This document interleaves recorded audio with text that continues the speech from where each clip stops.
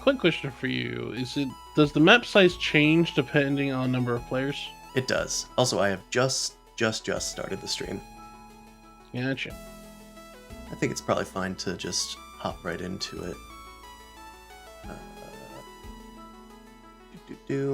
Hello. Hello, everybody. Hello. Oh, hi, Charles. We are doing a teach of Twilight Imperium. I am live streaming it.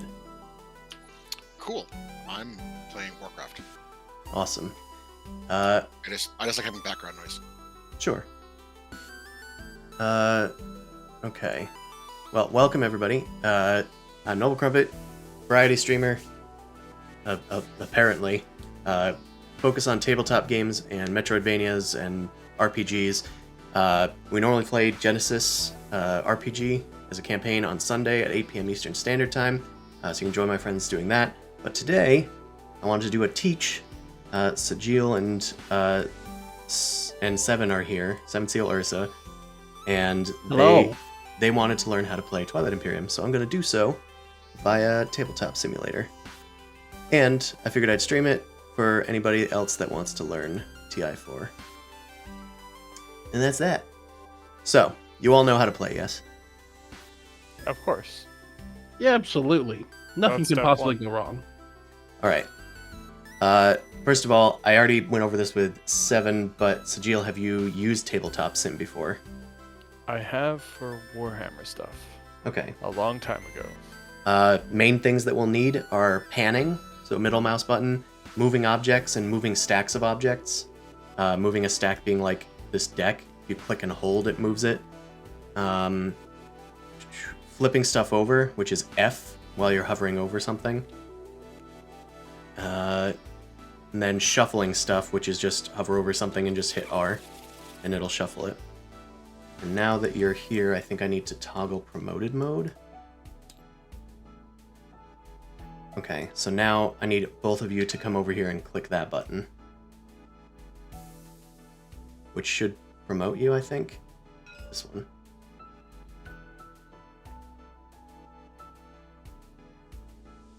It has been stated that I've been promoted. Perfect. Is it working for you?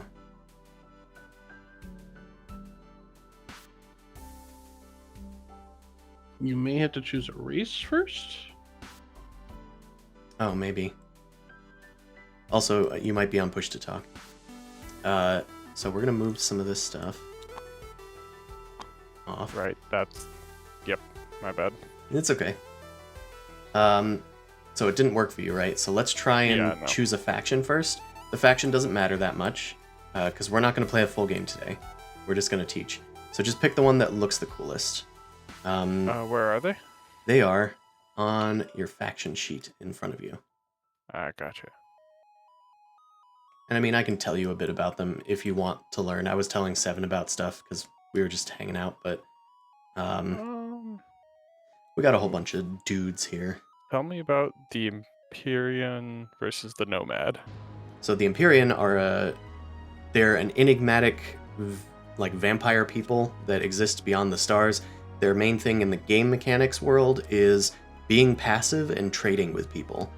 The Nomad, on the other hand, is a bit more aggressive version of that. They start with a powerful ship, their flagship, but they're also a mercantile faction, so they trade with people. That's their main thing. Sounds good. So you can just hit unpack, and then it will unpack everything for you. Cool. Fantastic. Oh, of course, you have a slightly different thing as well. So the reason yours are off the stack there are because your faction starts with 2 additional agents. Gotcha. It's just 2 new abilities. I'm playing the Sardak Nor, who kind of raw dog it. They don't really have any abilities except for one, which is +1 to attacks. And then Seven is playing the Nalu because they are snake people, and their main thing is going first and taking notes about everybody's hands. Snakes! We are playing with a smaller board. Normally it's like 6 players, so there would be another ring of stuff around us. But we are... Oh, let's try and promote you again. Did Did it work for you this Yeah, time? so you need to click it, apparently, to toggle it or something. Yeah, It is toggled off. it should be toggled on for you. It's not saying any. There it is. Oh, Oh, okay. Skull has been promoted, Skull has been demoted, so click it one more time. Hmm. Maybe it's just taking a while.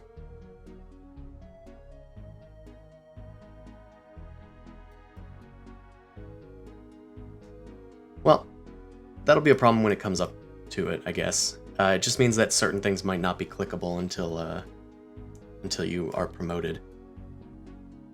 But for now, I'll just say we are playing Twilight Imperium. It just went through a bunch of them again. Try clicking one more time and then just leaving it for a while. All right. So you are one of 24 different alien factions with powerful and unique abilities and heroes that will be at the helm of your empire. The premise of the game: the custodians of Mechatol Rex, the central big gray planet, the great heart of the empire, and the vacant throne have decided to crown a new emperor. To this end, they have set forth a series of increasingly arbitrary objectives which will appear over yonder.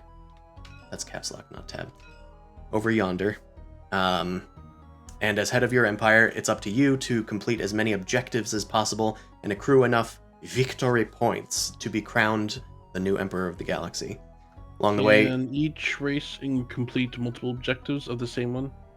we will answer all questions when we get to those topics, because there's a lot of topics. Gotcha. Along the way, you're going to be exploring this galaxy. You're going to be colonizing these planets and exploiting them for their resources and their influence, building a colorful plastic navy, negotiating with other factions over trade and diplomacy and galactic policies and little pieces of cardboard, and occasionally take part in intergalactic war with giant spaceships. So, that's generally the game. Now that you all know exactly how to play, let's get into how to play. So, game setup has been done for us, thankfully. Things like unpacking all of the units onto your home system, which should be the nearest to you. The things that you start with are listed on the back of the faction sheet, which is, this thingy, but we don't need to look at that or see it because it's already been done for us. As well as starting technologies, which for you, Skull. I'm going to call you Skull because it's written in front of me. That's fair. So that's your starting technology. It's different for every faction. For instance, Blitzkrieg or 7 over here starts with these two. You will notice, start with 0 because I am a very simple bug and do not need technology. It's not true, they desperately need technology. So, other things that we're going to do, if we go over here, we're going to actually look at some of the objectives now. We have put some command tokens, is what they're called, I think. I call them rectangles. Everybody just has a supply of these, and they're mostly for denoting your faction's ownership of stuff. So everybody has one on 0 victory points. When we get to 10, you win. So the first thing that happens is we shuffle these up, and we reveal 2 public objectives. Whoop. I think I get the game now, and I think I win. Oh, you did it. So, the first 2 are revealed at the start of the game. I don't know why I'm zooming in so much. I can just hover over it and hold Alt, and it'll show you the card. That might be something that you guys don't know about if you haven't used it for a board game. And it's very useful in a game with a bunch of tiny components. So our first 2 objectives are push boundaries, control more planets than each of your 2 neighbors, which for us, we only have 2 neighbors, so we have to control the most planets. So only one of us is going to be able to get that one at a time. Expand borders, control 6 planets in non-home systems, which your home system is the one you start on. So if I expanded outward here, I could have 4 planets, and then over here that would be the 6th that I would need for a victory point. These objectives are currently worth 1 victory point each. You can score multiple things. And also, there's bags over here to get these from. So if I scored, I have 6 planets, I would put this on this, and then increase my victory point count. But if I later got this, then I would do thus, and I'd have 2 victory points. Once you get to stage 2 objectives, which happens by turn 6, or no, turn 1, 2, 3, 4, 5. By turn 5, they will be worth 2 points each, and they're harder to get. That's the main key that we're doing to get towards victory. You're also going to choose 2 secret objectives. So I'm going to hover over this, shuffle it, and then deal 2 secret objectives to people. You would put 1 back, and then shuffle the deck again, is the general idea. We don't really need to know exactly which one you want to have. So I'm just going to put a random one back. Make sure it's face down. There we go. And then I think that's mostly set up. You start with a home planet, which we can put on the planets board for you. This just helps you hold your planets. Do we just take and drag one back to the secret planet thing? Yeah, and then you can just give it a shuffle. Yeah, exactly.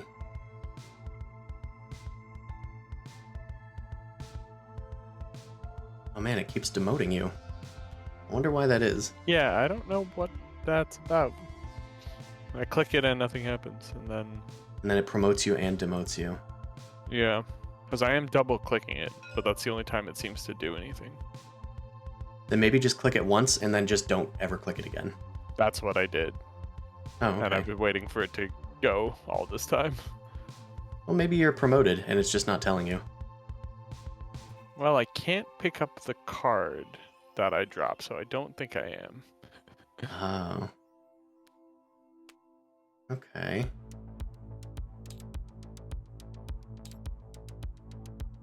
Technology. Technology.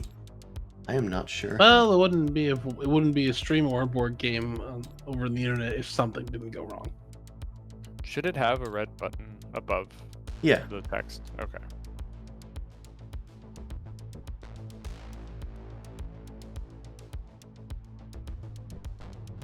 Okay, it says you've been promoted. There we go. Okay. Yep. It's like, don't touch anything. Yeah, I've Everybody- been randomly spamming it, and that like Perfect, seems you to did have it. done it. All right. I still cannot pick up this card though, but Okay, well, I'll just put it back. Perfect. Let's see. Oh, other things that happen automatically at setup is giving everybody 3 tokens. I think these are called, they're not command tokens. They're tactics tokens? I don't remember. Either way, you get 3 in this pool, 3 in this pool, and then 2 in this pool. They are the same token, but every token has your faction symbol on one side and an image of a spaceship on the other. Just so that you don't get them confused with the middle pool. And let's see. I'm trying to just go over my notes and see what else might need to be described in the front of the game. Okay. Well, let's get into actually playing the game. So, there are 3 phases in the game, but most of the shit happens in, like, the middle phase of the game. The first phase is the strategy phase, where we're going to draft these rainbow trapezoids, and they're going to give us special abilities during the game. We'll ignore that for now, because we're going to go talk about the action phase, which is where most of everything happens. So the tactics phase, or action phase, lets you do an action during your turn. The types of actions include a tactical action, which is anything that interacts with the board state. The other types of actions are strategic actions, which is using your rainbow trapezoid to do something. And hold on, like when I scroll down on like my notes page, it scrolls on TTS, so it's getting annoying. The other types of actions you can take are component actions, which is any game component that has the word action and a colon on it. It's kind of like an activated ability in Magic the Gathering. Anything with a colon, you know that that's an action and takes up your action. Final action you can do is pass. That just means that you're done taking actions this entire round. But you cannot pass until you've used your Rainbow Trapezoid. Does that make sense? You must use the Yep. Rainbow Trapezoid? At some point during your turn, you must, yes. And the reason for that, I guess it's fine to at least touch on this. Each trapezoid has a primary ability and a secondary ability. The primary ability is the thing that you do, and then when you use the strategic action, everybody else at the table, not you, can use the secondary ability. And often this means that you need to spend one of your triangles from your pool, specifically the bottom pool, which is called your strategy pool. I'm just going to ping it on everybody's sheet. So you'll spend those to do other people's secondary actions. Not all of them require it. It'll say it on the card, but most of them do. But your action, we're not going to go into like what each and every single one of these trapezoids is, because that's more helpful once you know more about the tactical phase and stuff. So if you're doing just your standard tactical action, what you're going to do is you're going to take a triangle from your tactics pool. That's why it's called the tactical action. It's your top pool of triangles. You're going to take one of those and you're going to take it out to a system, like a hex. The hexes are called systems. And you're going to plop it on that hex and activate the system is the term. Does it matter where you place it, or does it have to be adjacent or on a place where you have ships? You can activate any system that you want, and I'm going to explain why and how that works. So when you activate a system, and if you want to follow along with me, this is a little unintuitive, but hover over your command sheet and hold down Alt, because there's a hidden thing underneath your faction sheet, specifically on this part of your faction sheet, the hexagon triangle holder. There's like a quick reference that's hidden under your faction sheet. I see. Much more useful if you're playing a physical game. But that's where these rules live. The tactical action. You'll see it takes up half of the page because it's the majority of what you're doing.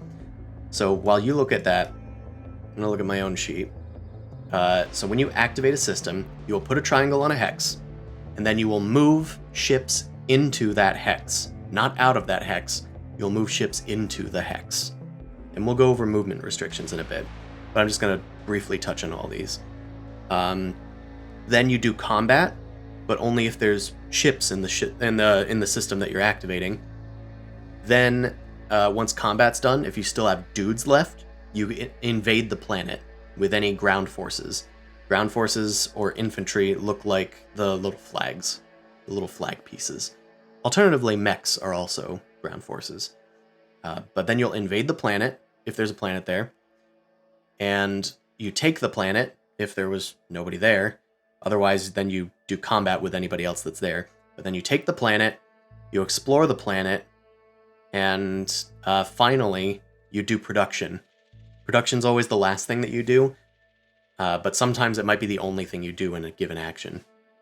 Production can only happen if there's a unit there that has a production value, which for almost everybody is their space dock, which info for that is here on your faction sheet, here on yours.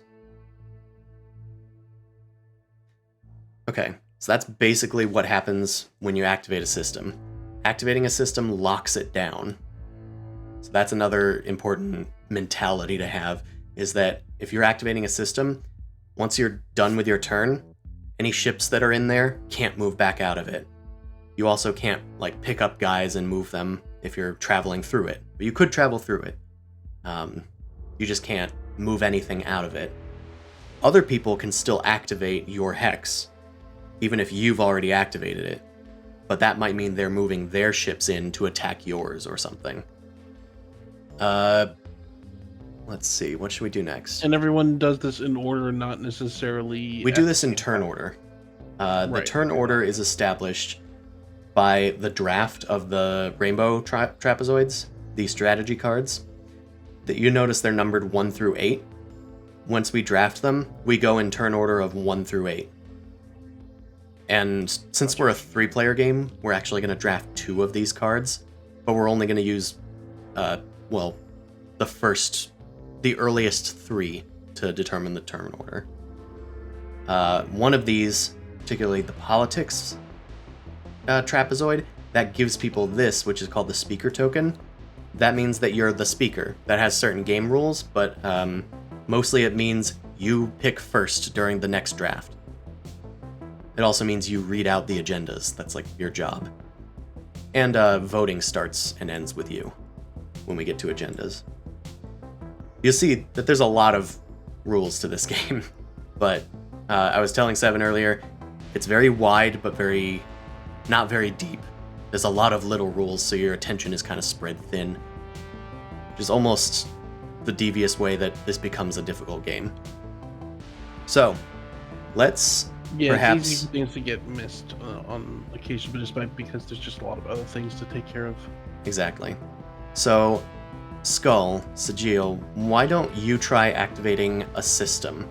Let's have you activate... This system's probably a good one. So put a triangle from your tactics pool out there. Cool. Alright, and do I pick which of the 2? Nope, planets, you or- just activate the Alright, entire hex. Got it. So you've activated this system. First thing that happens is move. Now, you can move any number of ships into the system. They don't have to be from all the same hex.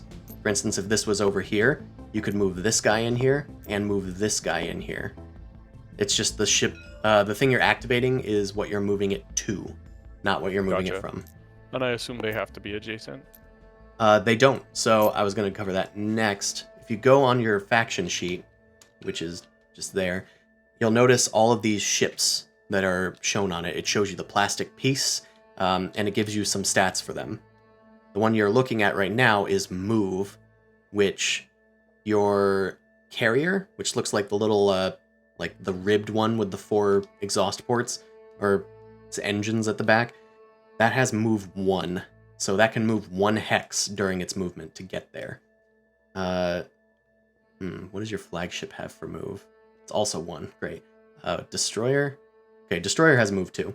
So if your Destroyer was out here, and a carrier was over here, maybe the flagship's over here, if you activate this tile, you could move all of them in here.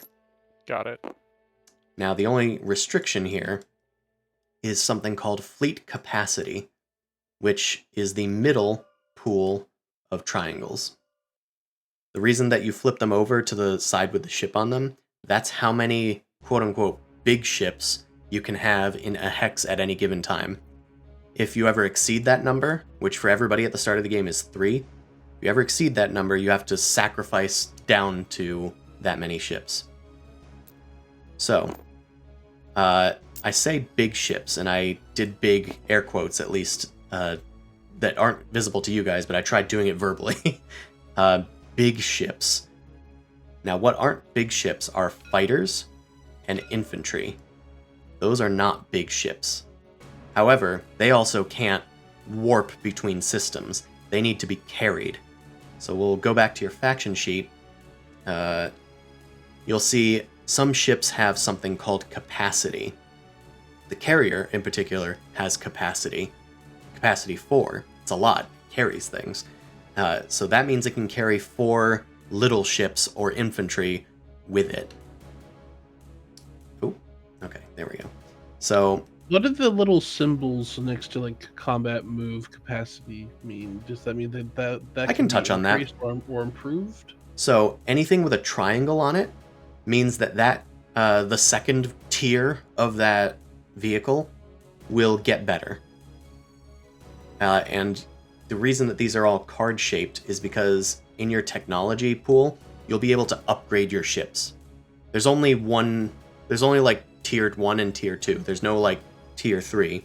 But when you get that card, that technology, you will put it on your sheet on top of the ship below it to cover it up and give it its new stats. That's how that works. Gotcha. The only other symbol that should be on the sheet is some of the ships have 2 little stars next to it. That means they attack twice. The other things are fighters and infantry have like double symbols next to cost. That basically means they make 2 for 1, but we can get to that when we get into actually producing stuff. Is there anything? So is the upgrade? Is that required? That's like trade resources that or bits that require them in order to upgrade said vehicles and things like that. I will get into how to upgrade things when we talk about technology. So that's most. Okay, hold on. I was talking about movement. So I was pointing out capacity. So your carrier over here, Skull, if you move the carrier in here, you can also bring up to 4 little guys. Since there's 2 planets here, I would bring at least 2 infantry, which are the flags. So try bringing 2 of them. Awesome. Now, you can also bring other ships. Fighters are good to bring because they kind of add more hit points. Every ship has, with exceptions, 1 hit point.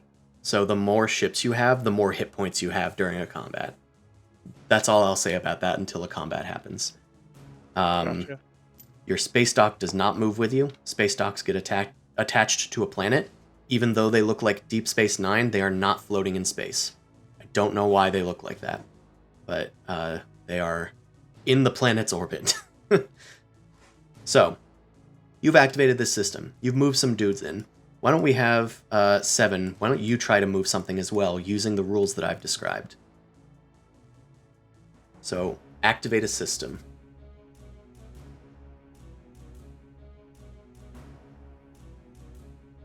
Seems like a good choice. Now you can bring up to 3 big ships, and if you have the capacity, bring little guys with you.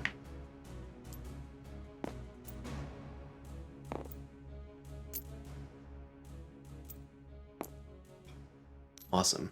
So you bring 2 little dudes. You could also bring 2 more dudes if you want. 2 more little dudes, I mean, which you're on. Okay, so now you've exceeded capacity. Because the fighters... So the fighters also take up the space, even though the Yes. Dreadnought and the Destroyer both contain capacity in itself. Oh, hold on. Okay, so that's not a Dreadnought, that's why. This is a cruiser. It's a little thinner. Oh, got you. I see. The Dreadnought has like a little... it has an hourglass figure. Okay, I see. I get you. Yeah, it's hard to see from the side. But yes, now you've done this. Cool. So you've both activated a system. You've moved stuff into the system. If there were other ships here, combat would start. There's no combat, so we're going to go straight to invasion, which we're taking turns simultaneously, which doesn't happen, but I'm just showing you guys. So when we do invasion, you commit ground forces to a planet, and then they go down to the planet, which this is correct. They go to individual planets. They don't just float in space. They could stay in space if you wanted to, but that just means they need to be carried by something. If you commit them to the planet, then they actually have to attach to a planet. Sorry, Allie just handed me some pulled pork, which is really good. Thank you, Allie. Cool. So that means we get to take the planet that you have invaded. And why don't I go into some stuff about planets? So I'm going to move these guys off the planets for a second. Because I'm going to do... Well, also for yours as well, you would just move like one is where for that as well, correct? Yeah. If I wanted to go in here, I would like move some dudes. Oh, I have 2 carriers. Sardak Nor have a lot of dudes. Anyway, I'm going to do a setup thing that I forgot. We're going to place cards and place frontier tokens. So this board just got a lot more complicated, but it's not that bad. So, I've kind of carpet bombed all of the planet cards onto their respective planets. When you invade the planet, if there was no combat that happened, you just take that planet. So you guys can take the planet cards of the planets that you guys have put dudes on, and then add them to your planet sheets. They're going to be face down, which means they're going to be on their gray side, which means they're exhausted, aka tapped, like if you're playing Magic. Perfect. When you first get a planet, they start exhausted. I'm not sure where the tokens are, but that's fine. So let's get into the anatomy of these planets. Seven, I'm going to look at your planets first. If we look at Abyss, which is what this one's called, it's got a little number that's yellow and a little number that's blue.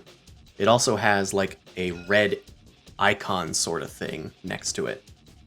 The red icon thing is, it's not called the suit of the planet, but that's what it essentially is. It doesn't do anything on its own, but other stuff in the game looks at it and checks it. For instance, you might have, one of the objectives might be to have 3 hazardous planets, which is what this red symbol means. So if you have this many hazardous planets, you get a point. The other in most races don't necessarily really care about. That's more like Nope. a victory judge otherwise. Okay. It's more of a victory thing. It's more of an agenda thing. Factions don't really care about the suits of the planets. And I believe it's called the planet type. So it's pretty vague. You can just call it the suit if you want to be specific about it. There are 2 other types, a green one and a blue one. I've already said the red one's hazardous.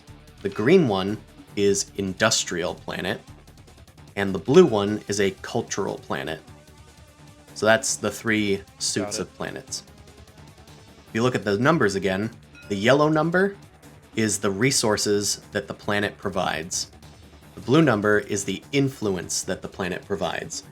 When you tap a planet for influence or resources, you do so for one or the other, not both. The yellow resource is what you use to build ships. Does that make sense? Yep. Yes. So, for instance, Abyss here is a 3/0 planet. So you could tap it by turning it face down and exhausting it. You would get 3 resources. You could spend that on the cost of a ship. So I'm looking at the Nalu board right now. You could buy a carrier because it has a cost of 3. You could also get 2 for 1, 6 fighters, since they cost 1 but it produces 2. That's what those little icons next to them mean. Does that make sense? Yep. Awesome. There's more restrictions to production, but I will go into those at a later date. I'm going to go over here now, though, to New Albion, which is one of Skull's planets.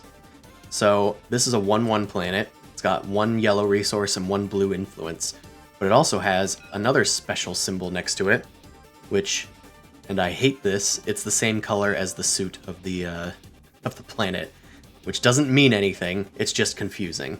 So this tiny symbol next to it is a technology skip, is what the term is. You could also say that the planet has a technology. It's the same symbol as one of your technologies on the board. For you, it's over here, in that column. So that planet, instead of tapping it for resources, you can tap it to pay for a prerequisite for one of your future technologies that you research, which we'll get more into that later, but that's why that planet might be important for somebody, or why you might look at it and go, oh, I want to get that green planetary skip or technology skip from that planet. There's also other ones, like there's a yellow one on this planet that I can see. This one has a blue one. And should be one more, a red one, but I don't know if... Oh, there it is. Looks like a mouse with a spiky left and right clicking buttons. And of course it's on a red planet, so love that they only have 4 colors in this game. So, kind of the feeling of the game so far is the fact that early game, based upon exploration, getting different acquisition of different planets, and gathering up resource materials, upgrading ships. Mid game is where you're making trade deals, acquiring more resources at the point in time and then starting forays into testing more combats, and then kind of end game is where it's like full, like starting towards domination and then victory point acquisition. Absolutely. It's a 4X game, so you explore, you exploit, you expand, and then you exterminate. And that's Gotcha. generally how the game goes. There's one more thing that I didn't go into, and I don't know how to... I don't know how to set it up, but I think it might not be necessary. So the suit of the card does do something important in the Prophecy of Kings expansion, which we'll be playing with because it's better this way. Just trust me. So, let's go back to Skull. You've explored a green Bold planet. words to listen to from a DM. Shut up! It's better this way. Trust me, it adds more to the explore part, because I'm about to go over exploration.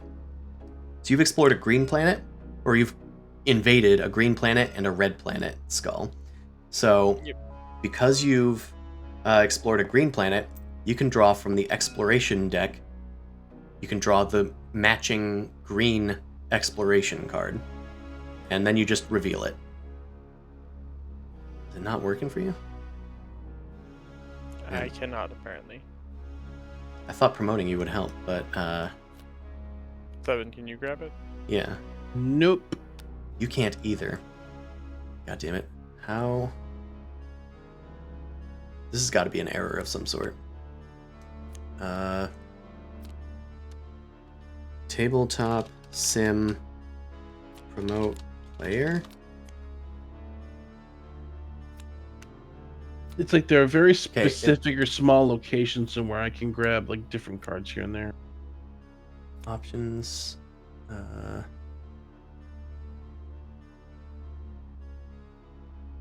Just zooming out forever. Okay, it says people are supposed to be able to... Maybe this is just locked. No, if it was locked, I wouldn't have been able to move it either. Alright. Game keys, turns, hands, physics, lighting, grid.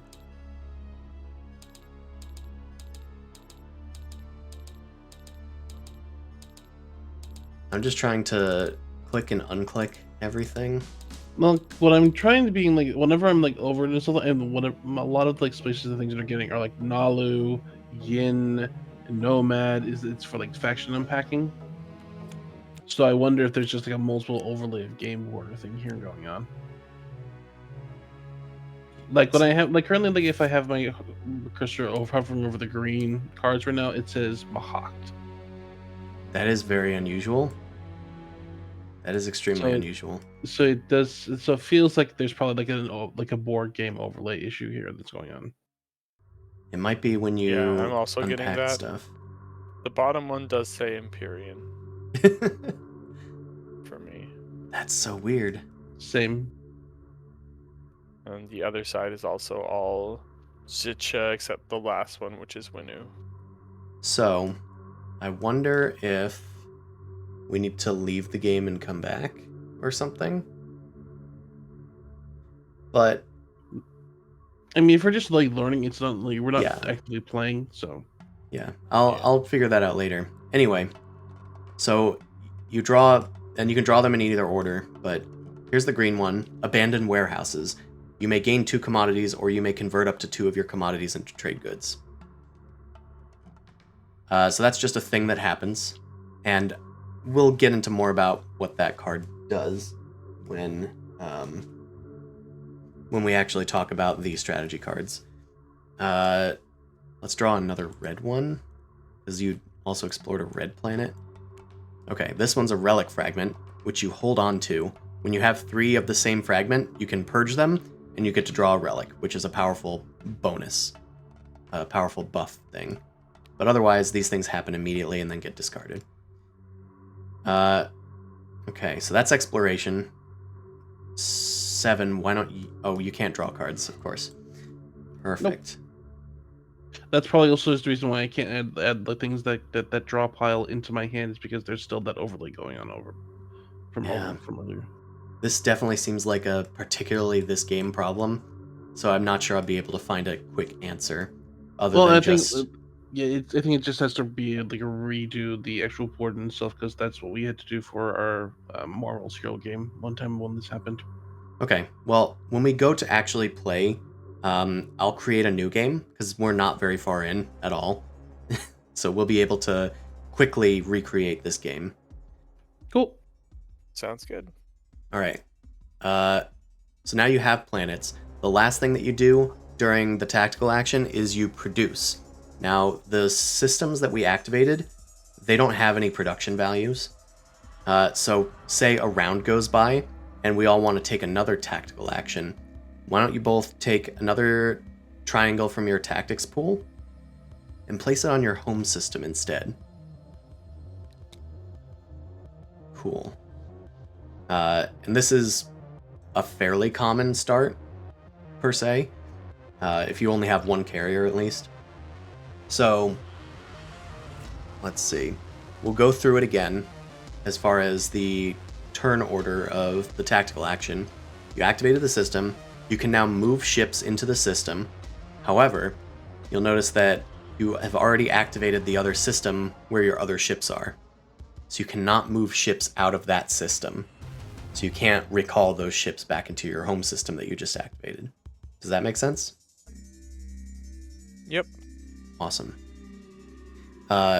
Next thing, of course, is space combat. There's no ships in the system. Invasion, you're not invading any planets. So we automatically just dogpile all the way back to production. So now we're going to produce.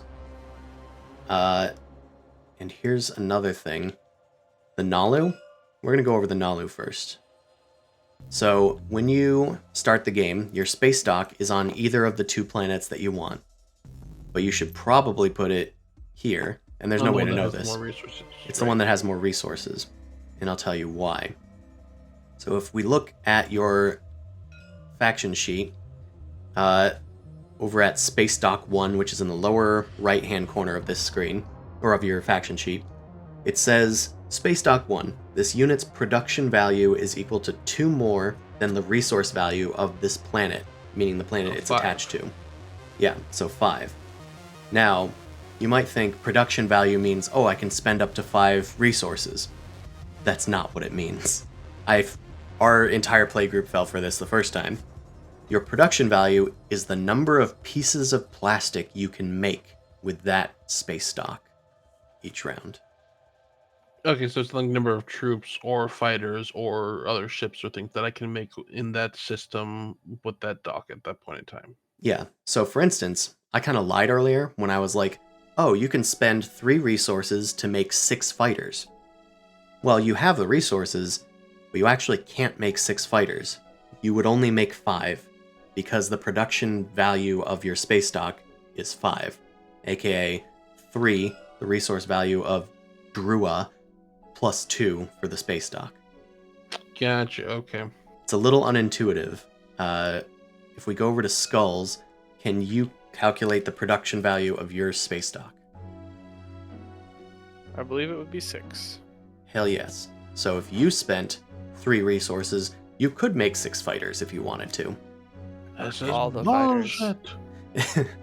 So the reason that this rule exists is because if it didn't, you could make a million jillion fighters forever. What's wrong with that? It's a little too powerful. And also you're overworking your staff, and that's amoral. Don't do that. Yeah, they'll be fine. Exploiting a colonial colony, that's fine. But We've done it for overworking people, centuries. we have unions here. The Sardak Nor, they have a union. They have hella unions. So, why don't we produce some ships? So you guys took some planets last turn. You don't have access to those planets because they're exhausted. You do have access to your 2 home planets. So why don't you guys produce some stuff using? We can use them your because we've planets? activated, because we use our command tokens to activate those planets this turn. That's actually not true. So you can use any planets for their resources, even if they're not in the system that you activated. They're kind of just your lands or your mana pool. You can always ship them from elsewhere. Gotcha. Now here's a quirk about Tabletop Simulator. These devices, which by the way are marquees, so you could click on this corner here and resize them if you wanted to. This is your production board. It's not a mandatory thing, but I'm gonna go take Seven's Drua planet and put it inside of here. It has just updated the resources to 3. Now, if Production R+2. yes, art resource value +2 for the space stock. It also says cost 0 minus ST. That is because you have Sarween tools on your tech board, which will reduce the overall cost by 1 for you. That's just a unique particular about your starting technology. So, why don't you both try and use the marquee production board thing to zero it out and produce some ships? You can pull ships from your supply track using the costs that are dictated on your faction sheets. Remember not to exceed your production value.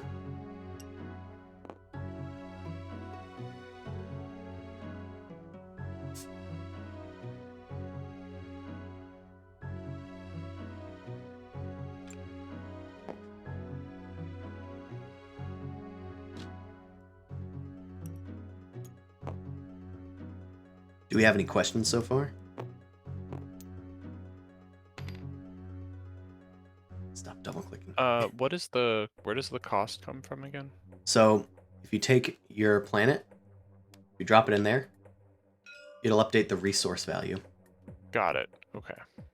So, a Dreadnought has a cost of 4, and then you have 4 for your resources, so that's totally doable, because the cost is equal to the resources. Gotcha. Your number of units is only 1, which is definitely less than R+2, because as we said earlier, that is 6. So, that's totally good to produce. The new units, well, let's look at yours, 7. Okay, Yes. so yeah, so it's not the cost itself, but even though the research, but the production is R+2. It's not the actual cost. So It's not the actual cost, it's the number of Yeah, pieces of plastic.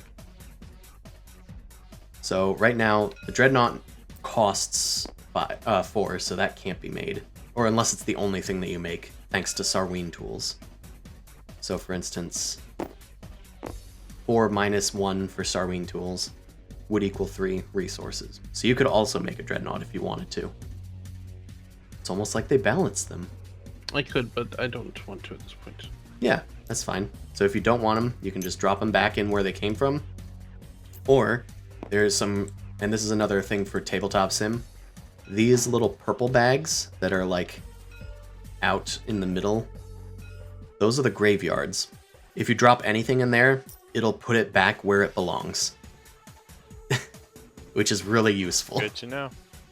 And yeah, super cool. Alright.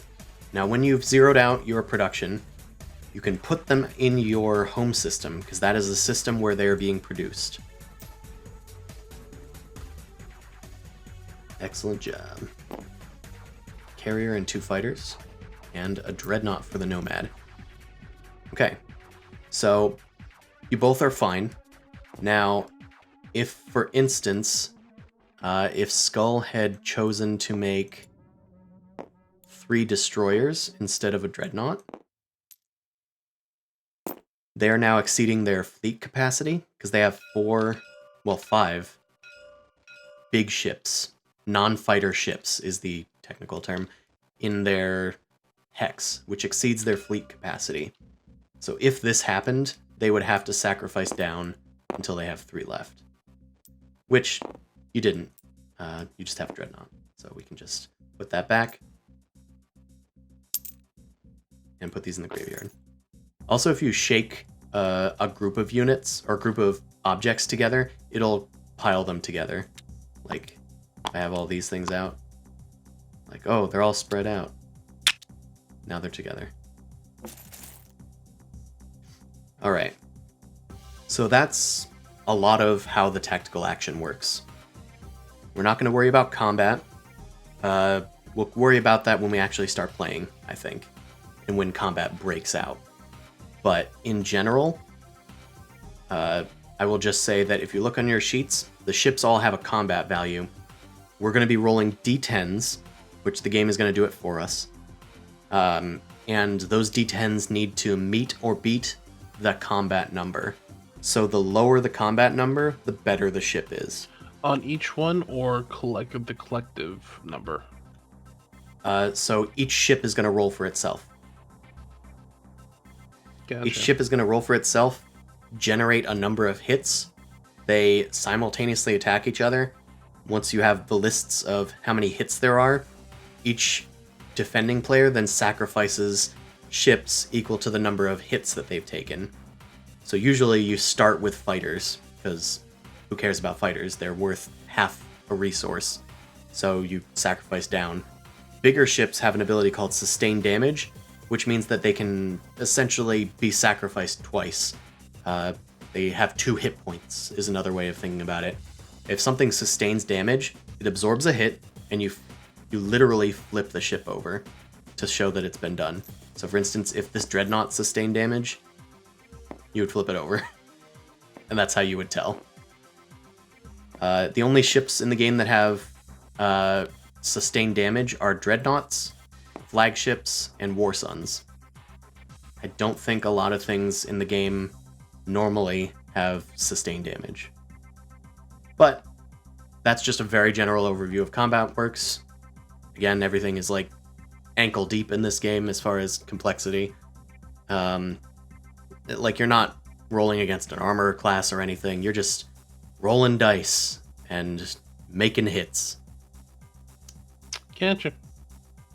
Let's see, I'm going over my list. Okay, I think the last thing that we want to go over... Once we finish producing, do we then reclaim the command tokens? Nope, they stay.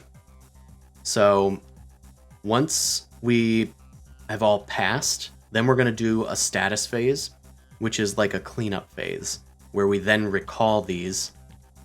We don't actually get them back. You're going to discard them, because you only refresh 2 every turn. And that doesn't sound like a lot, because it isn't. It is not sustainable.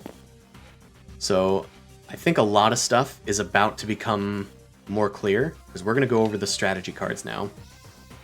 This is where the meat and potatoes of the game is, in these wonderful,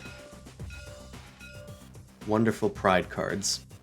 Let's go over them in the order of appearance. First is leadership. Number 1 means you go first during the round. The primary ability, gain 3 command tokens, which means that, again, you do the primary, everybody else can do the secondary. So if Skull was doing the primary of this, he would get 3 command tokens, which are the triangles. I've been calling them triangles so that it's easier to point them out, but they are called command tokens. When you get 3 command tokens, you would pull them from, I believe the buckets are in the middle. It's like a bag that's the same color as your thing.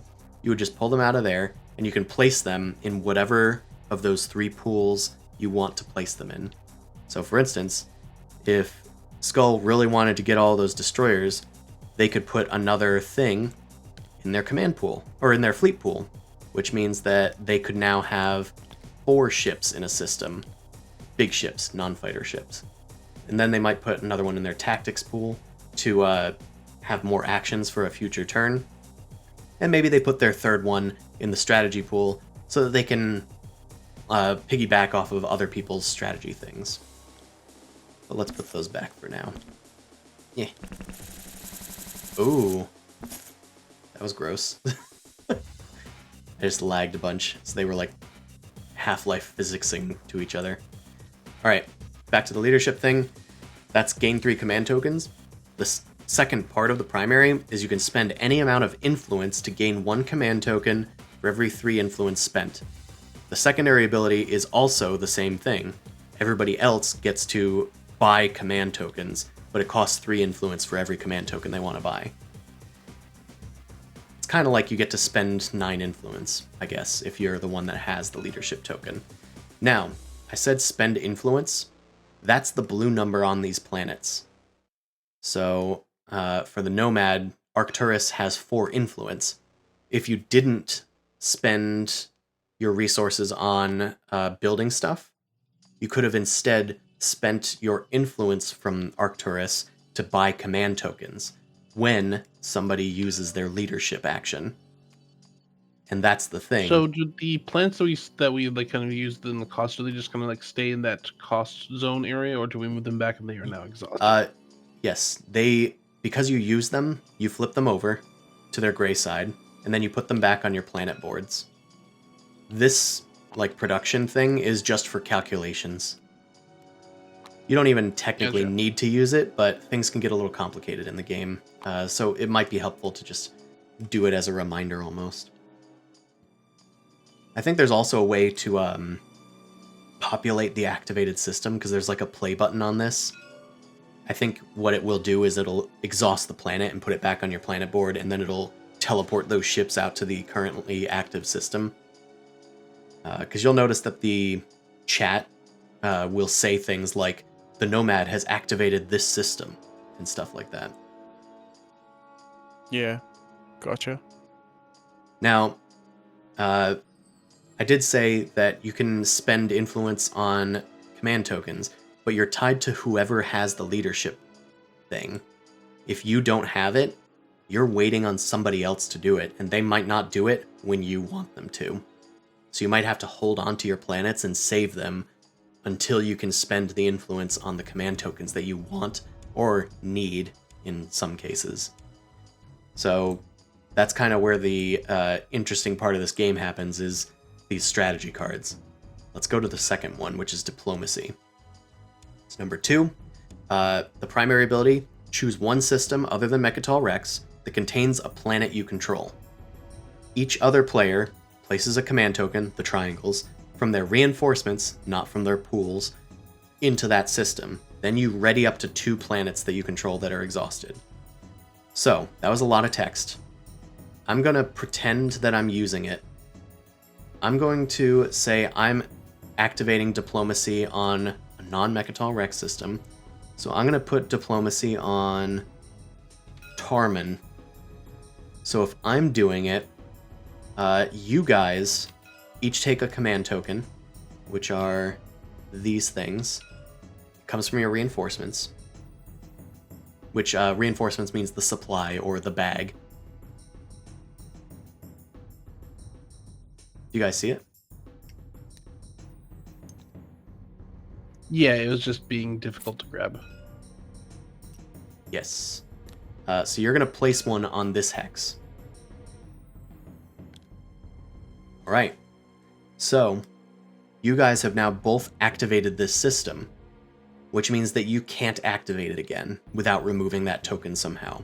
This is why it's the diplomacy card. It's basically putting a ceasefire on the system that you've chosen. Does that kind of make sense? Yeah, it does. Because now, you guys can't activate a system that's already been activated. And of course, you activated it because it has a token there. You just have to control that system, right? Does diplomacy need you to control it? Yes. Yeah, it needs to contain a planet you control. So technically, I guess I could put it on this one instead. Which would mean that you guys couldn't move into it. And then I could ready 2 planets. So for instance, if I had gotten this planet and explored it, I could then flip it over and ready it, even if I had just gotten it this round. The secondary of diplomacy is to spend 1 token from your strategy pool. I did say some of these cost triangles. And you get to ready up to 2 exhausted planets that you control.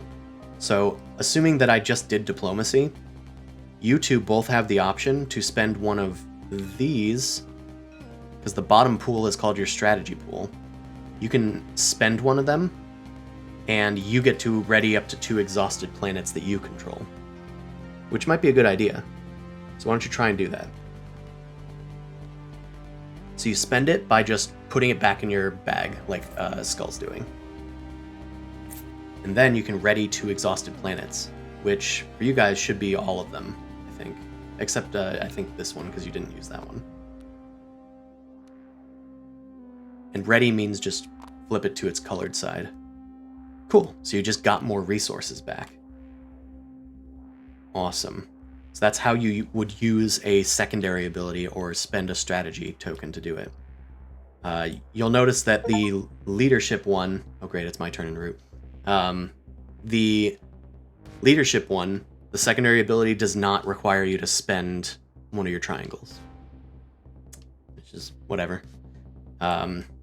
Some of them don't requires us to spend influence in order to gain triangles back. Yeah, exactly. So it kind of makes sense for that one. Okay, number 3, politics. The primary ability: choose a player other than the speaker. That player gains the speaker token. Speaker token is important again because it determines the draft order and it determines the voting order when we do agendas. Then you get to draw 2 action cards, which I have not talked about at all, but you have action cards which look like this thing way over on the other end of the map. I'm going to deal some to you guys now, because I know you can't touch them. You normally draw 1 at the end of every turn, which is why you don't start with them. But, for instance, if you spend your other strategy token, you could then piggyback onto politics, because the secondary of politics is spend a strategy token to draw 2 action cards.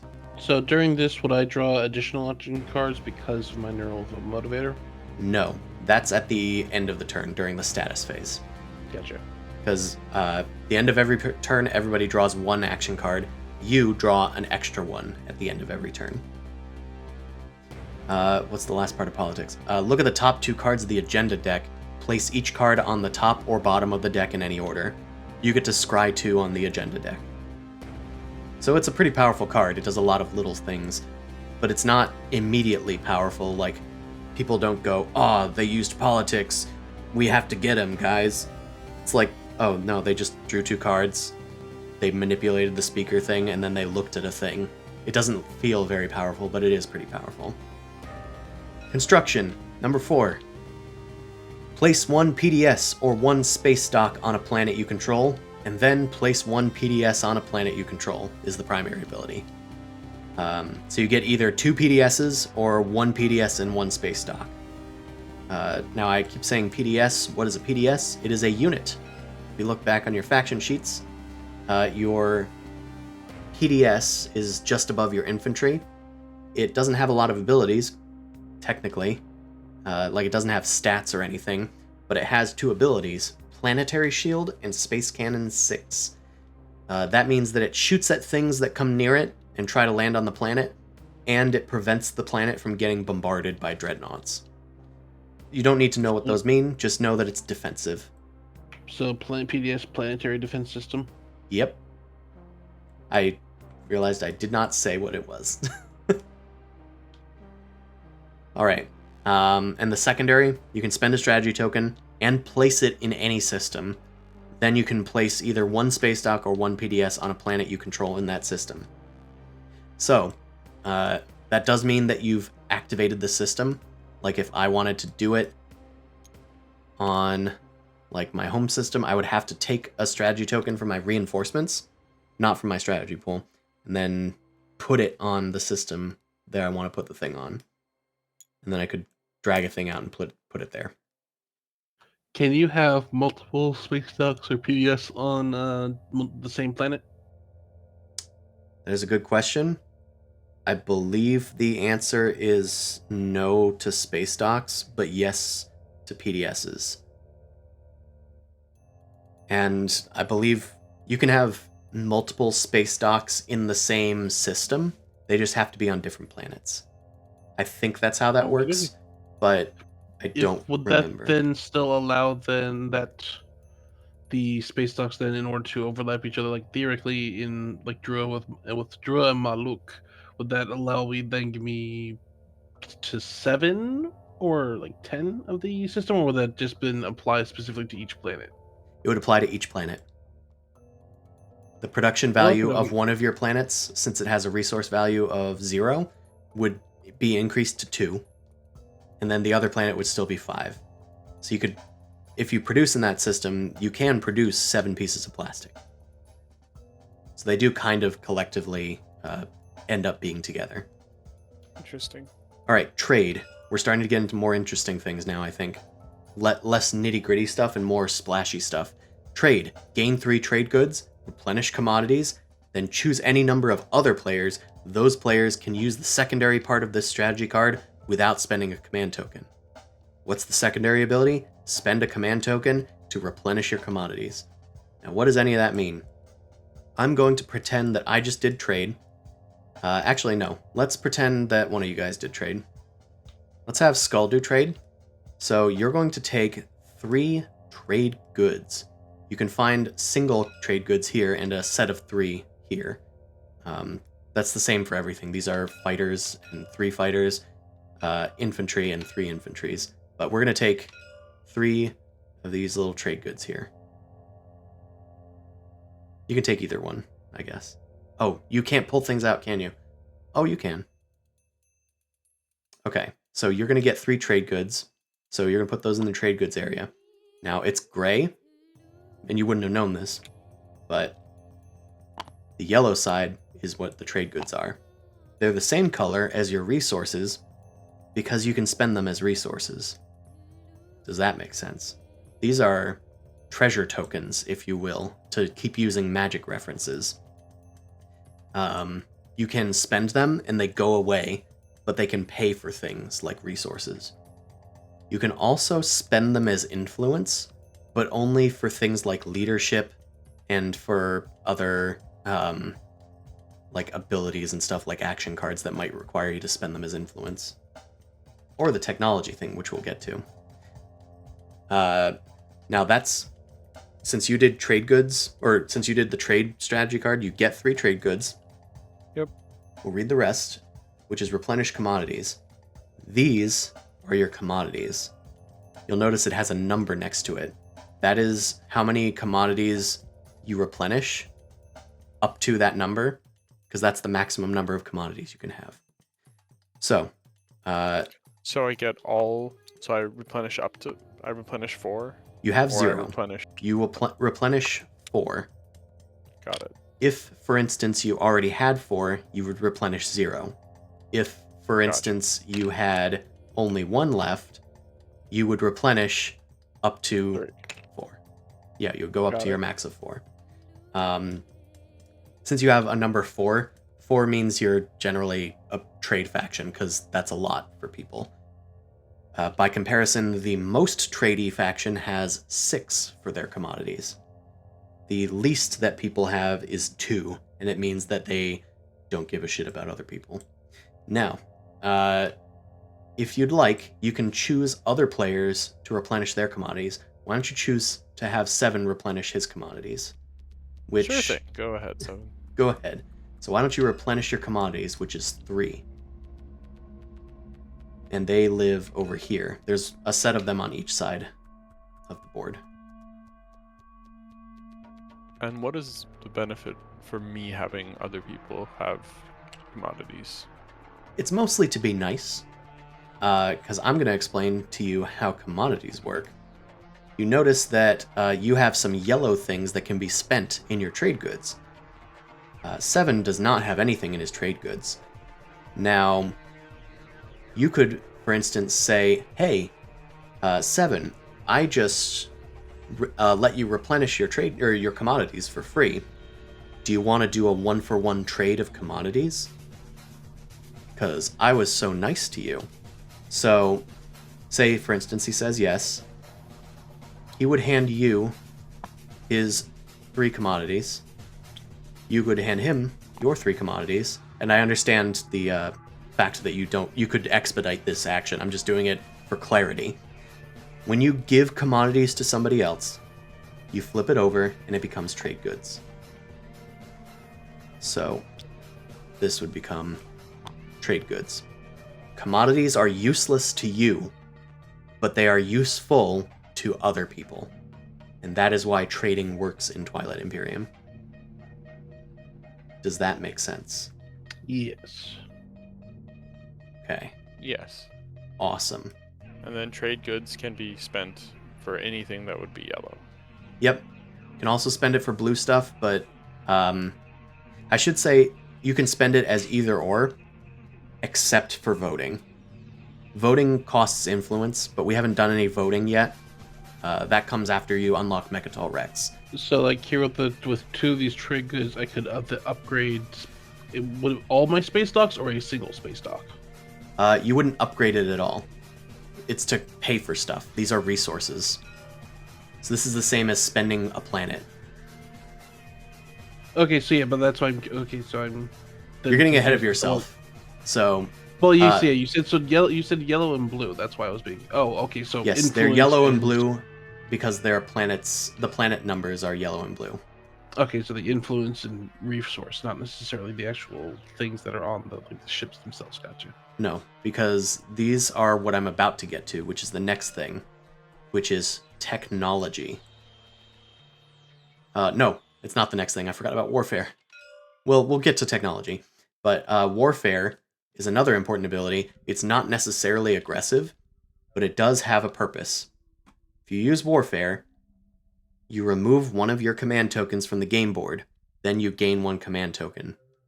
This is basically you pulling back a command token and unactivating or deactivating a system that you've already activated. Then you can redistribute your command tokens on your command sheet, because normally you can't do that. So for instance, if 7, you wanted to do production again, now that you have some trade goods and you've refreshed your planets, maybe you want to produce again. So why don't you use warfare and take your command token back from your home system. So you can take that back and you can put it anywhere on this sheet, in any of these 3 pools. And then you can redistribute them. So for instance, if you're done doing strategy stuff, you could maybe increase your fleet capacity so you could then produce more stuff and have a higher maximum of ships in your system. But again, purely theoretical. Oh, we did a big flip there. The secondary of warfare, you can spend a token from your strategy pool to use the production ability of one of your space docks in your home system.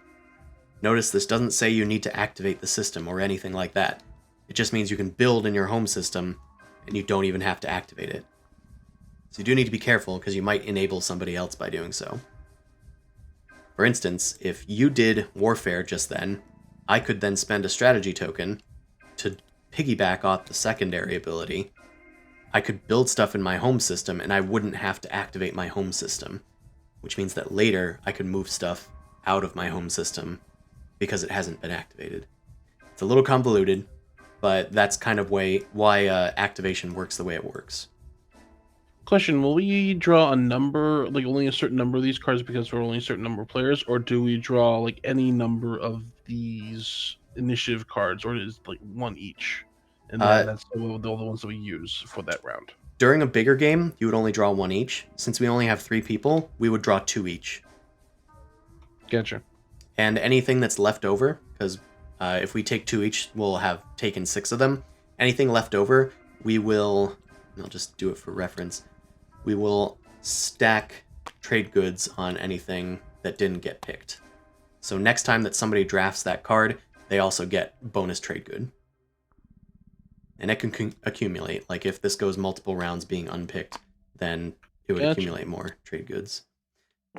Okay, let's finally move on to technology and finally put to bed how technology works. Technology is the best strategy card in the game. It will probably be picked every single round. You don't necessarily need to be the one that takes it, but you're going to want it, and everybody wants it. The primary ability is research one technology. It's not a lot of rules, is it? Because that's kind of just what you get to do. If you're the person that did the primary, you can then spend 6 resources to research another technology. Meanwhile, the secondary is people can spend a strategy token and spend 4 resources to research 1 technology. So it's a bit of a discount compared to the 6 resources that you're spending, but you don't get to research 2 if you're the secondary. So, how do you research a technology? If we go to your technology tracks, let's go to Skulls, since Skull only has 1 technology. Sling Relay. We don't really need to know what the card does. All we need to look at is the bottom right-hand corner.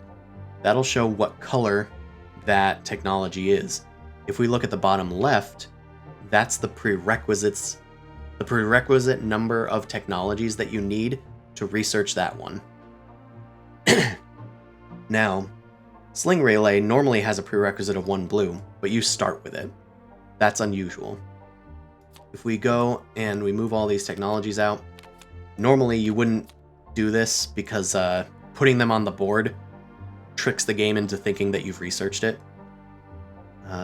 So I'm going to search for 1. Oh, stop doing that. And this deck is randomized, or is it? It's not randomized at all. Okay. And you can look through it at will. Let's take Fleet Logistics. So there's a set order to the deck? Oh, there doesn't need to be an order at all. This you would can normally pick be anything. Yeah, you can just pick anything at will. You can choose which one, and this is the most daunting part of TI for beginners. I do have a sheet that helps with it and shows you like the builds, like what the bigger ones are versus the littler ones. A build tree, effectively. Yeah, a build tree. Because what I'm about to tell you is how you research stuff. Let me maybe get the... Yeah, let's get the starting one. So, say for instance you started with this one instead. It has 0 prerequisites. So even if you didn't have any blue things whatsoever, you could, if you do technology and quote-unquote research 1 technology, you can just pull a technology out and plop it on your board. It has 0 prerequisites, so you can just do that. Now, if you wanted to research Fleet Logistics, well, you can't. You only have 1 blue thing, and this thing's prerequisite is 2 blue things. Do you see that? Yeah, got it. Awesome. Instead, you could learn this one, because it only has a prerequisite of 1. Then, once you have both of them, then you could research Fleet Logistics. Say if you were the one playing technology, and you research 2 technologies in the same turn, you could still do this. You could just say, I'm doing this one first, and then this one. Boom, you've got the prerequisites. Now, let me see. You have a green skip over on your planets, which I'll kind of move over here so you can see it. Say, for instance, you wanted to get a green technology, or how about this? Fighter. This is a unit technology. It's still considered a technology, it's just called a unit upgrade. So if you wanted to research this, you're like, oh, I have a blue already, so I meet its prerequisite, which is what the thing is in the lower left of those unit cards. It's also in the lower right on your faction sheet to tell you how to upgrade it. So if I wanted to use technology when it says research a technology to research Fighter 2, I could say I'm going to use this as a prerequisite, and then since this planet has a green research icon on it, which colloquially they're just called skips, I'm going to use a green skip. You would exhaust the planet, and then you would count that as a prerequisite for this thing. Now if you research Fighter 2, you take it over to your faction sheet, and you plop it down. Got it. Now your fighter is better. But I'm still at 0, correct? Like that only works for that 1 skip. Yeah, you're still at 0 greens technically. Okay. Also, unit upgrades do not count towards colors or anything. So even though I researched Fighter 2, I don't have a green and a yellow, or green and a blue now. I still only have this single blue for the prerequisites. So that's a little complicated. Does anybody have questions on that? I think I got it. it'll probably make a lot more sense like once actually like playing through it. Exactly. So that's technology. Final thing over here is Imperial. This is another very important one, but it's usually in a specific circumstance. Imperial's primary ability is immediately score one public objective if you fulfill its requirements. You might ask, is this the only way I could score points? No, this lets you score an extra point. Normally, you can only score public objectives during the end of the round, during the status phase. So this lets you do it out of turn. You also gain 1 victory point if you control Mechatol Rex. If you don't control Mechatol Rex, then you draw another secret objective. You can only have up to 3 secret objectives at any given time, even if you've already completed them. So you can only get a maximum of 3 secret objectives throughout the game. But you still might want to draw more and discard ones that are maybe impossible for you to get or don't make sense for you to get. The secondary ability, spend a strategy token to draw a secret objective. Easy peasy. So that's all the strategy token, or strategy cards. And all of the things that I just described take place in the middle phase of TI4. The next stage is status, but it goes very quickly. Let's see where it lives. It lives on this like reminder thing, on the big hexagon. If you like hit Alt hold Alt while you're hovering over it. Does everybody see the status phase? Yep. Okay, so the first thing you do is score objectives in turn order. So from 1 to 8, we will take turns scoring 1 public objective and 1 secret objective. You might get 1, you might get both, or you might get 0 of those things. In round 1, it's likely that some people might not get any objectives at all. But you score them in turn order, which I'm going to reiterate because at the end of the game, it usually comes down to turn order to determine who wins.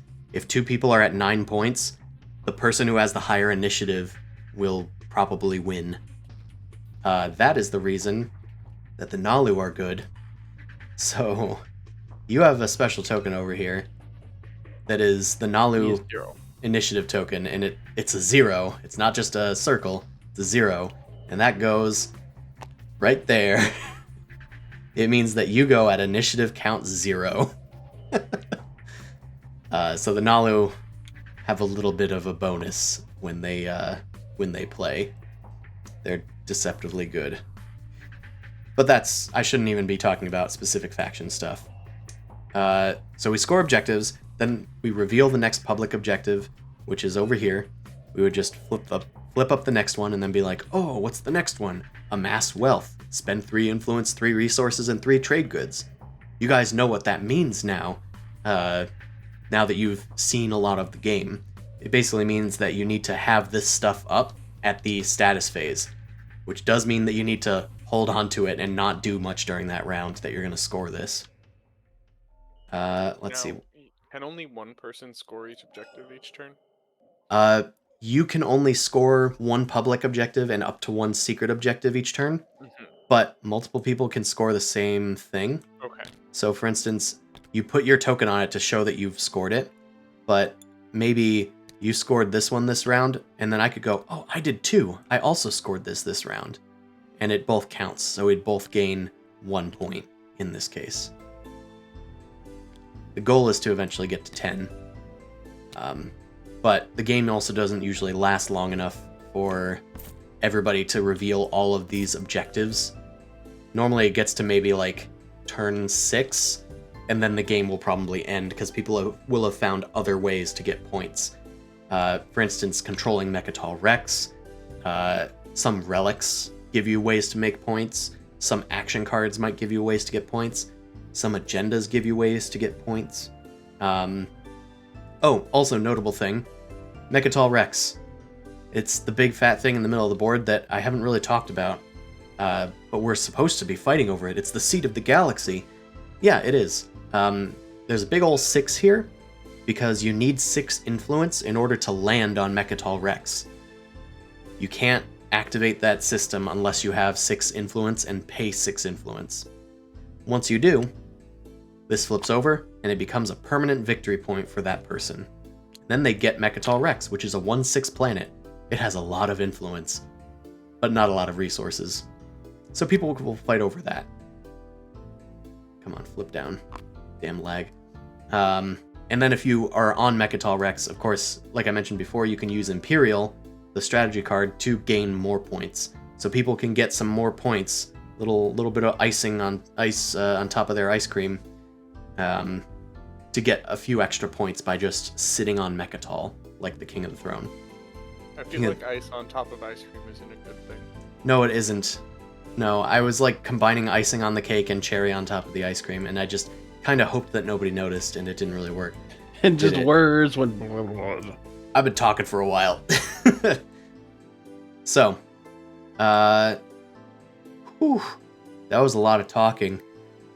I'm just looking at the rest of the status phase. Reveal the next public objective. Draw action cards. Everybody draws 1, except for the Nalu, because they have that neural link motivator. They draw an extra 1. Then we remove our command tokens from the board. Then we gain 2 tokens and redistribute them. Then we ready all of our planets. We repair any units that sustain damage, like when I flipped over the Dreadnought earlier. We repair all of those. Then we return our strategy cards to the rainbow. And then the turn starts anew, and we draft the strategy cards once again. And that is how the round plays out. It goes a lot faster than what I just described, but it's important that I describe a lot of it so that you get a foundation of like, hey, I remember you saying something about this. What does this do? So, there's 2 things we haven't talked about, which is the agenda phase and the combat, the way combat works. We also haven't talked about frontier tokens and. Yeah, frontier tokens. So the frontier tokens are normally there's. So when you explore a planet, you drew like stuff from the green deck, stuff from the red deck when you explored planets. Systems that don't have any planets in them get a frontier token. You cannot explore that unless you research a technology, but that lets you draw from the frontier exploration deck if you have that technology and then go into that hex. The frontier explorations, those are slightly more powerful, but it's mostly just you have access to more resources. They also have wild card relics in them. So Skull drew a red relic earlier, which is when you collect 3 of them, you can discard them and get a relic. You could have 2 red relics and then 1 gray frontier relic, because the gray frontier relic counts as any type of relic fragment. So they're useful to have, and it's a useful way to take advantage of otherwise empty space. One other quick question. What's a legendary planet? Legendary planets are powerful, and they're good to own. That's all I'll say about those. They come with a special card attached to them that lets you do another special action. Well, and how do you identify as to what a legendary planet is? Like, the only one here is that, like, Mechatol Rex, or... Mechatol Rex is, quote-unquote, not a legendary planet, but it's usually mentioned whenever legendary planets are mentioned. There are no legendary planets on this tiny board. We just didn't draw any. Okay, so hence, like, I guess this one thing. So then the victory, or the action they took that I selected earlier, which was to control legendary planet, would not actually have been good for here because there are no legendary planets on here. Got it. Yep, that would be a bad one. However, there's always a however. There technically is always a legendary planet. It's over here. It's called Malice. This tile is not a hexagon. It doesn't fit on the board. That's because it's in another dimension. Some of the frontier tokens that you might draw from, one of the cards in the deck is a gamma wormhole, and that means that you put the gamma wormhole token on that tile, and that becomes a wormhole that leads to Malice, which is the extra dimensional legendary planet. When you get it, you get its special chocolate fudge covered extra card, which is You may exhaust this card at the end of your turn to gain 2 trade goods, or convert all of your commodities into trade goods. So, legendary planets give you useful, powerful abilities. However, It's quite good. yeah, however, you're gonna fight over it. Also, once Malice gets picked, you flip this over. Okay, it wants me to place it here. It has not only the symbol for Gamma, which will be placed wherever you discovered this, it also has the Alpha and Beta wormholes, which I was going to just get into that towards the end of this. You'll notice that there are wormholes on the map. They match each other. Those tiles are considered adjacent to their matching tiles. So the Alpha wormhole is adjacent to this Alpha wormhole. So if you're in one, you can then move into the other. Easy peasy. That's the most obvious one that would make sense. Some tiles, like this asteroid field, have red things on their corners. That means they're an anomaly. Some things care about anomalies. I'm going to search through here to find the other types. These are the other types of anomaly tokens, or hexes. The first one is supernova. You cannot move through a supernova token, or hex, rather. There's no way to do so unless you're the fire people. They're the only people that can enter this hex. The asteroid field, you also cannot move into until you research a special technology that says you can move through asteroid fields. Easy peasy. Nebula, over here, you can move into it and you can move out of it, but you cannot move through it, is how that works. I believe it also reduces your speed to 1. So if you leave the nebula, you can only move 1 space out of it. However, you can hide in the nebula, and you have +1 to combat rolls while you're in the nebula. The defender, anyway. The attacker does not gain that. The last one is Gravity Rift. This one is fun. You gain +1 speed while you're moving through the Gravity Rift, because you can do a slingshot around its gravity well. However, every time you do, every ship that moves through there has to roll a die. If it's a 1 or a 2 or a 3, that ship explodes, and they die. So some of your ships might not make it out of the Gravity Rift, the black hole. Fun little tokens. Exciting. Goodbye. Let's see. I kept mentioning the agenda phase. That only happens when you unlock Mechatol Rex. Before then, it doesn't exist. But what it is you would draw an agenda card. I'll pretend to do one just now. So I've drawn Ichthian Artifact. It's a directive. The speaker would announce this. Actually, this is a really stupid one. It's a bad example. I'm going to pick another one. Okay, checks and balances. It's a law. If we vote for this, when a player chooses a strategy card during the strategy phase, they give that strategy card to another player who does not have 1 or who does not have 2 in a 3 or 4 player game if able. Okay, I was like stumbling over the words there, but that's just for different numbers of players' games. If we vote for this law and this law passes, everybody chooses strategy cards for each other in the draft instead of picking theirs. It's awful. I hate this law. I would probably start arguing with people and say, everybody, we need to vote against this. If we vote against, each player then readies only 3 of their planets at the end of this agenda phase, which means that a lot of our planets are going to stay exhausted at the end of this. Now, if we wanted to vote on something, all of our planets get unexhausted before the agenda phase. You can exhaust your planets to vote on the agenda using influence. Once an agenda has been passed or a law like this has been passed, does that just stay into effect the entire rest of the game, or can it ever be repealed? I guess. It goes over here, and it stays in effect until it gets repealed, but the only way to repeal it is usually through another agenda. I think some action cards can do it as well. Gotcha. Some of them will have you voting for a player, so if that happens, you'll put the law out there, and then you'll put like a rectangle on it to show that it's referring to that player. So, quick thing. So because like for that, I have a card that would allow me to play something when an agenda is revealed.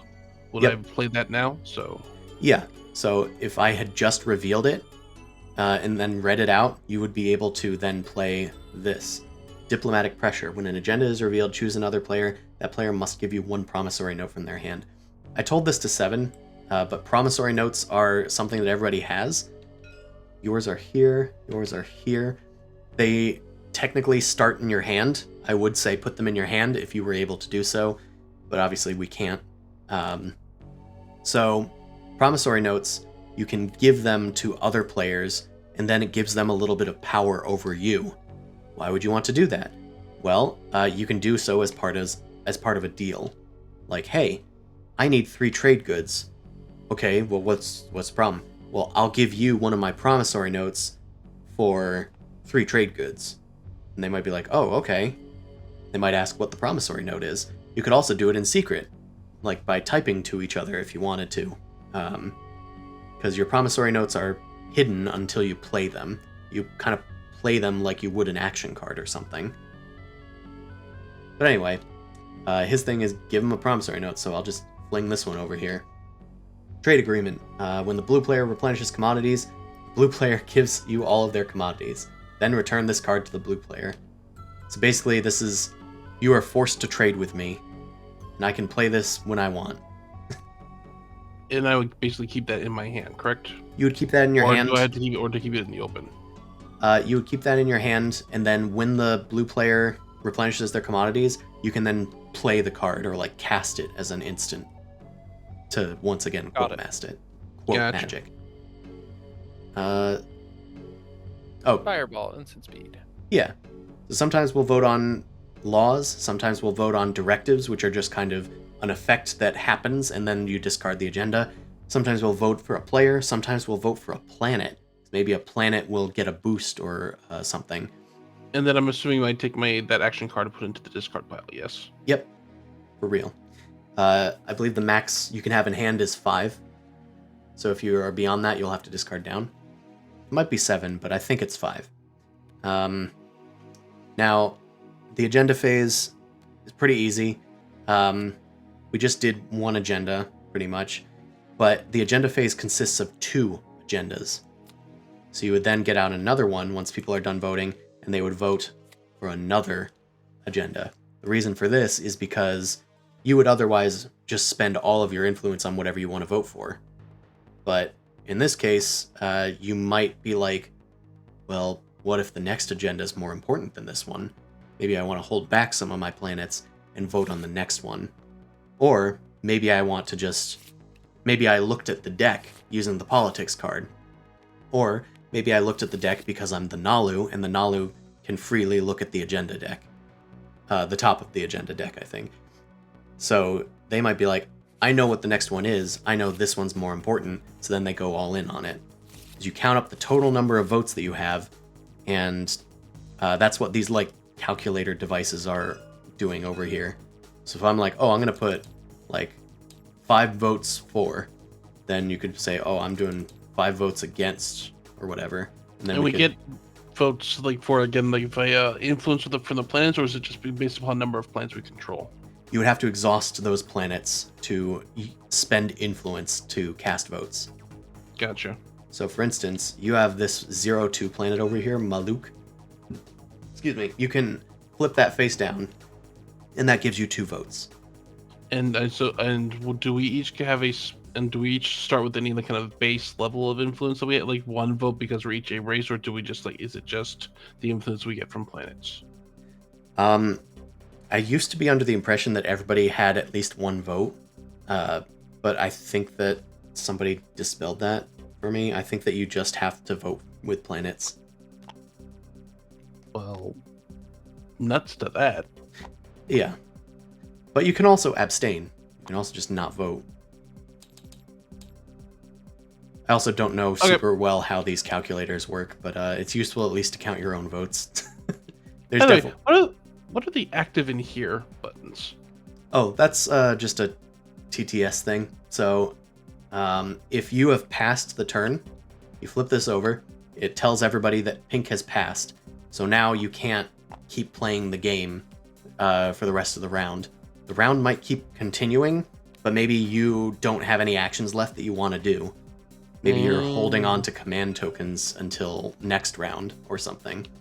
Past means that you can't take any actions, can't take any more turns. You can still play action cards, though, as long as it's not an action. You could maybe, like, do an instant speed one or something. And then here in AFK, that's, well, telling people you're going AFK. This game takes like 12 hours to play, as you might imagine by this point. Very wide. So, Skull, you said that was confusing, right? No, just the you can play an action card so long as it doesn't have an action. Oh, okay. So some action cards Semantically. are not actions. I'm trying to look through. God damn it. Let me search through here. I Find an can't example. actually alt these cards. I can grab them, but I can't like. That's enhance probably them. part of the same error that we were running into. Okay, Yeah. here's one. Frontline deployment. This one says action on it. That means that it costs your action to use it. Mm-hmm. Another kind of meta concept in this game is that sometimes you want to delay. Like how I was saying with the strategy cards earlier, like, oh, this person's like kind of waiting a long time to use their leadership, but I need them to use it or else I'm going to run out of actions and I'll be forced to pass. I want to delay my turn somehow. So maybe you use this action card to just take an action that doesn't do a lot. Or maybe, and this is totally legal, you can just activate a system and then do nothing with it. And just pass the turn. Okay, what determines how many actions you get? So each turn you can do an action, just one action, and it costs a tactics token if you're using a tactical action. It costs your strategy card if you're using your strategy card, which, by the way, if you have one of these, you will flip it face down to show that you've used it. And on the back, there's also a play button that kind of gives a UI that helps you with following through. Like a thing probably popped up for you guys. Like, Seven could just click the primary thing and it'll say that he's doing it to people. I don't think it actually does it. It just, like, tells everybody else. Like, oh, I'm going to buy 3 tokens using 9 influence. Or I'll pass. And then you can close the menu. Anyway, tactics tokens, strategy card, or component actions, which this is a game component. So this would be considered a component action. That action Gotcha. card, that action colon could appear anywhere. It could be on your agent, for instance. I don't know which agent of yours has it, but I think most Yeah, agents have an something I action did. of some sort. Also, I think my starting technology had one too. Sling relay, yes, you could do that. Exhaust this card to produce 1 ship in any system. Okay, and when would that unexhaust? In the status phase, when it just says ready your cards, you would ready Got it. all your cards, even other things that have So been that's flipped planets. face down. That's anything that was flipped, basically. Yep. So we can only play like one command token from a tactics when we're doing the action kind of like around Yep. the turn at the point in time. But so we do that once, and then does it then go about around the second time if players don't want to do that again, or is it just at the okay you've taken the one action to activate a system at that point in time? Because like you had us here like when we activated the one planet, then you had us activate like at least for me like my home system at that point in time. Was that 2 separate turns at that point in time? Or was that just were that something that I could have done on the same turn? It was not something you could do on the same turn. And also, we were taking turns simultaneously, which is not a thing. We Okay, would take so it's turns just one person at a spending time. 1 triangle at a time. So if you run out of triangles in this pool, it kind of means you don't have any more tactical actions. Okay, Yeah. and we only refresh 2 of those off the board at a turn. Every turn, you remove all of them from the board during the status phase, and then you, like, for instance, you remove this one, you remove this one, you remove this one, they would go, I'm going to do it the long way, they would go back into your pool, and then you gain 2 command tokens. But, I mean, if you're in a game, you could just put back 1 token if you brought back 3 tokens. Right, it would gain, but I would have to choose where to put them, whether a tactical, strategy, or fleet. Yeah, and during the status phase, you can rearrange them if you want to. So you could be like, oh, actually, I really need lots of turns this round, so I'm going to put them in here. Okay. Yeah, these are good questions. So if you got rid of all of your fleet, all your big ships would be destroyed immediately? Yep. Cool. That's the laugh of someone who may or may not have done that. No, it's just a silly thing. You wouldn't want to do that unless there was like some sort of extreme circumstance that you had to. So then, there's not. So just regardless, if you can other players force you to move? Other players usually do not interact with your pools at all. You usually have complete control over it. There might be one exception in the game.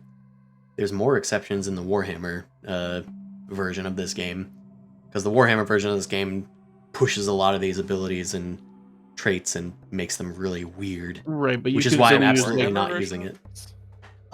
There's a homebrew version that somebody made that has 8 new factions based on Warhammer 40k factions. And it's really cool, but it's super advanced.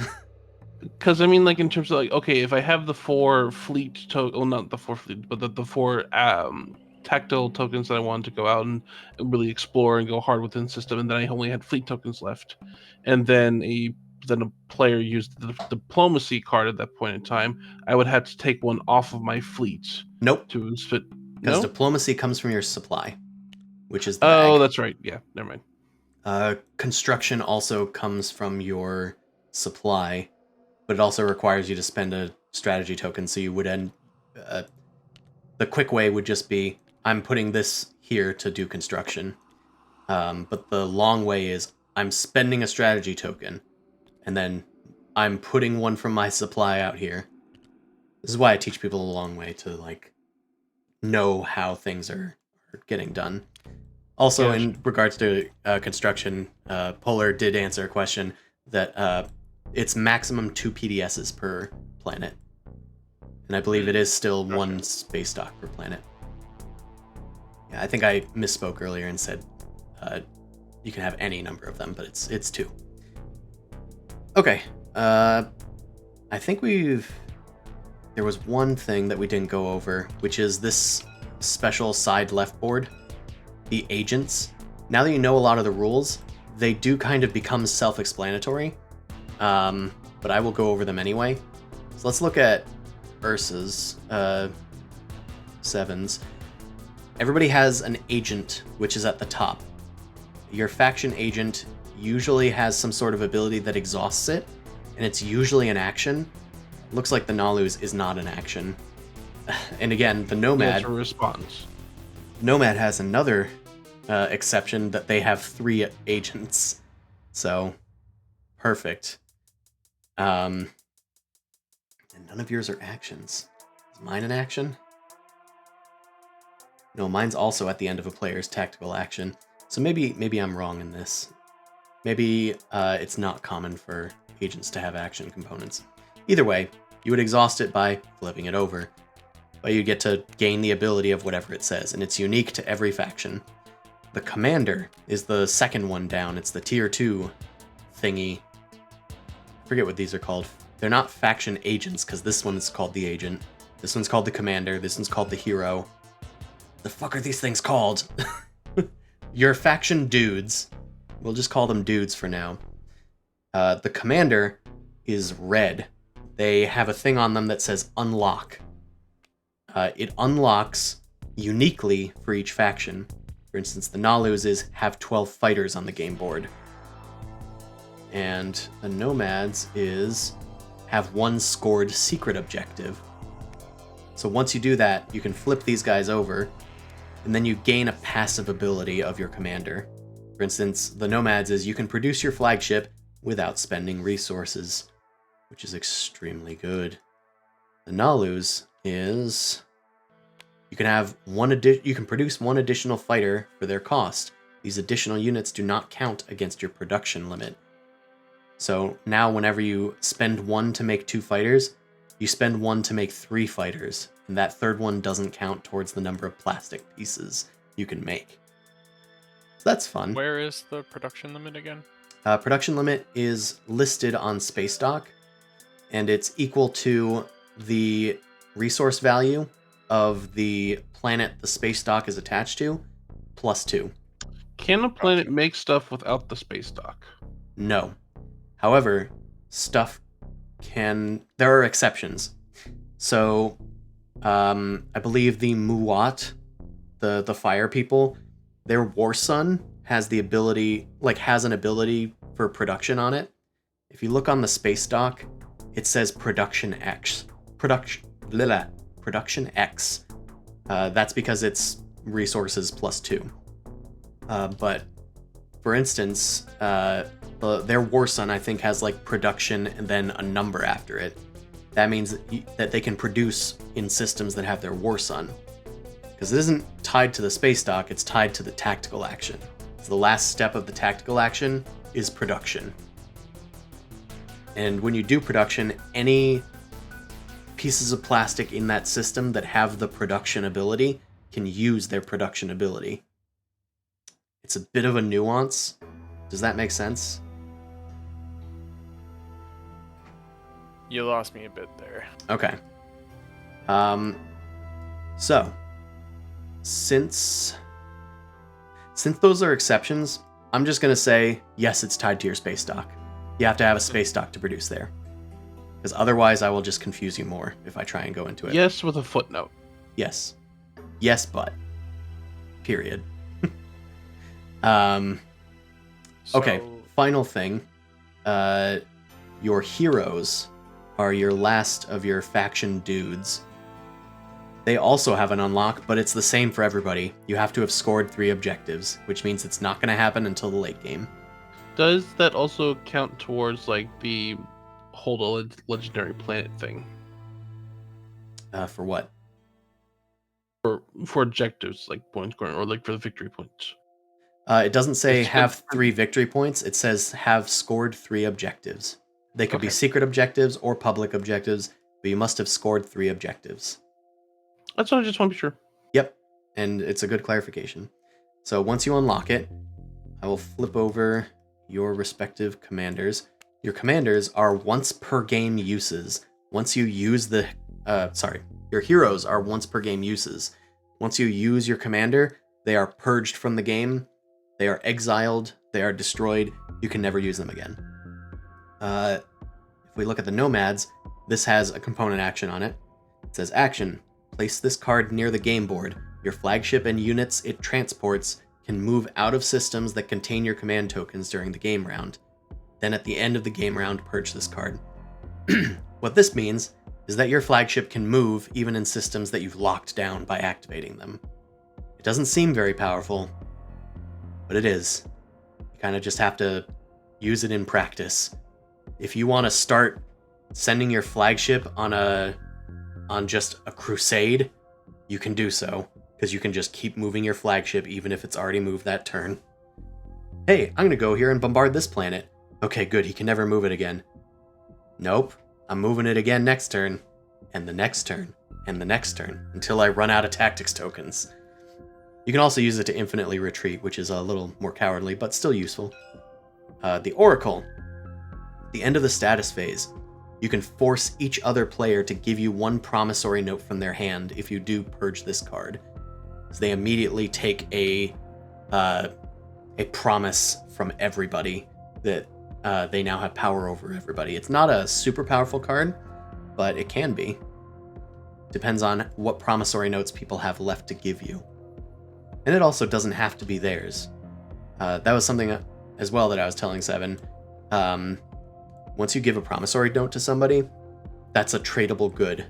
You can trade it to somebody else if you want to. Oh, neat. I love Yeah. that. Question: in the use of promissory notes, if we are actually if they say hey, you gain 3 resources, resources. If we end up like using them, are they discarded? Do they just go back to our hands? Do they? If you use it, you give it back to the player who it came from. Okay, and they get to keep it again. Okay. Yep, then they have access to it again. They can hand it out. It also means that if you give it to somebody, they don't have that promissory note to give to anybody else. Okay, but it's not then at that point in time of where it's like you can only have a certain number of promissory notes per game, and when so that you will try to like save things for later on, or if you want to have like something like really, it's like I will give you this promissory note because it's the only one I have available, as opposed to necessarily. Yeah, I mean, it depends on the situation, but there's a set number of promissory notes. Everybody has the same promissory notes, except for one, which comes from your faction. The Nalu one is Gift of Prescience, which, by the way, you never want to give out your... Some factions, you never want to give out your promissory note. The Nalu is one of them. The Nalu's promissory note lets them use your 0 initiative token, which is very bad. Do not give that to somebody ever, because that means you've handed them the game instead of you having the game. It's very bad. But it also means sometimes if people have something that steals promissory notes from you, you might accidentally give it to somebody. So the fact that it exists is Isn't there the terrifying. Gift of Prescience? Random?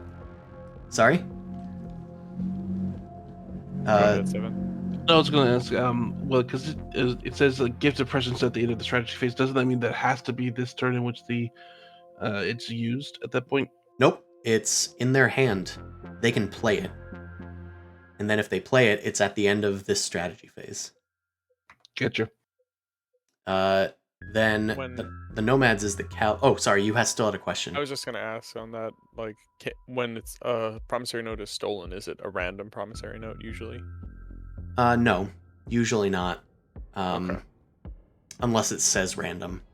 Got it. Otherwise, it'll say, like, this player gives you a promissory note from their hand. They can choose which one. Gotcha. Okay. So the Nomads is the Cavalry. At the start of a space combat against a player other than the Nomad, this is a pretty good one because it doesn't actually hurt you. During this combat, treat one of your non-fighter ships as if it had sustained damage and the combat value and the other ability of the Nomad's flagship. It's basically a cast clone on the Nomad's flagship, but you could target one of your... Is it non-fighters? His fighter Yeah. gets to Gandalf it. It does say non-fighters, but you could put it on a cheap-ass destroyer. Like if, for instance, nobody else has a destroyer. If Seven had the Cavalry promissory note... Oh, you do have a destroyer.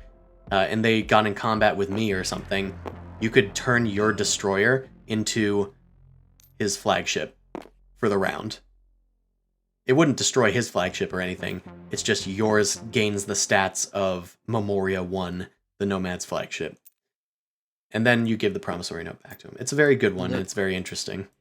Literally Gandalfing it at the Battle for Helm's Deep. Yeah. Well, the Nomad's really cool. They're really thematic. Yeah, I like that a lot. Everybody has all these cool abilities and stuff, and that's really where it gets into it. Also, everybody has a mech. The reason it's on this weird sheet is because mechs were added in the expansion pack, but they're just a ground unit. They're just a better ground unit. They cost 2 and have a combat rating of 6, and they can sustain damage, unlike infantry. But everybody's mechs have special abilities. Some of them can be deployed. They have a deploy ability, which means that they can be... they have an alternative cost to play them. But neither of you guys have such a thing, so it's fine. I've been talking a lot. I didn't realize I was going to go this far in depth with everything. We did do a little bit of playing in terms of like moving people's stuff out. Why don't we try and reset this whole game board? You guys can take a break. I'm going to try and reset everything and re-invite you guys. And then we'll try and play one round. I don't think it'll take as long as we think, because the time it took to like move our stuff out, that's how long a turn usually lasts. Yeah. A round will usually I can last see a it bit longer. won't take very long. Yeah, it's very wide, but not very deep. Yeah. I will grab some water. Yeah, grab some water, get some stuff. And do. I won't do a straight up BRB, but we will, in fact, try a new game. Thank you. So I'm gonna go to the main menu.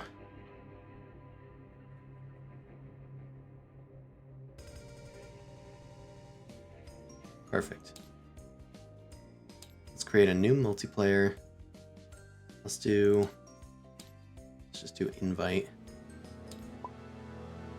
Let's do TI4.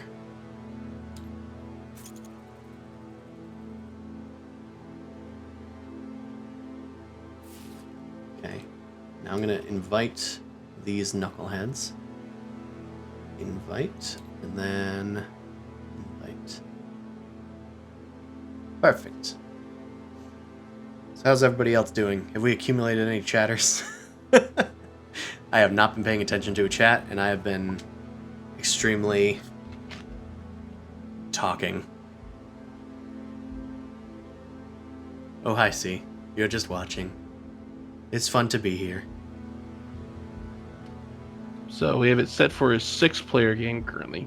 Yep, that's fine. We will change that momentarily. I just want to wait for everybody to get in so that in case it causes any problems. I'm also going to get a seed for the map. Might as well do that. Let's see, 3 planets. Do a small 2-ring hex. I'm using another an online resource that randomly generates TI maps. How big can the TI map get? So, if you're playing an 8-player game, you add an extra ring beyond this one. That's normally what happens, but this TTS allows you to add up to 4 extra map rings. So it can get large. Yeah. If you want to play a 4-day game, basically. Player count only does go up to 6, though. Or to 8, though. Game points can also go up to 14, because if you flip over the point track, it has a 0 to 14 track for longer games. 0 to 10 is, like, for more experienced players, which I'm not counting myself as an experienced player. 10 points is kind of a little too easy, quote-unquote. Things start to ramp up around getting to 14 points. It's very easy to get 10 points. And I say easy like it's actually easy, but once you know what you're doing, it is fairly easy to get that many points.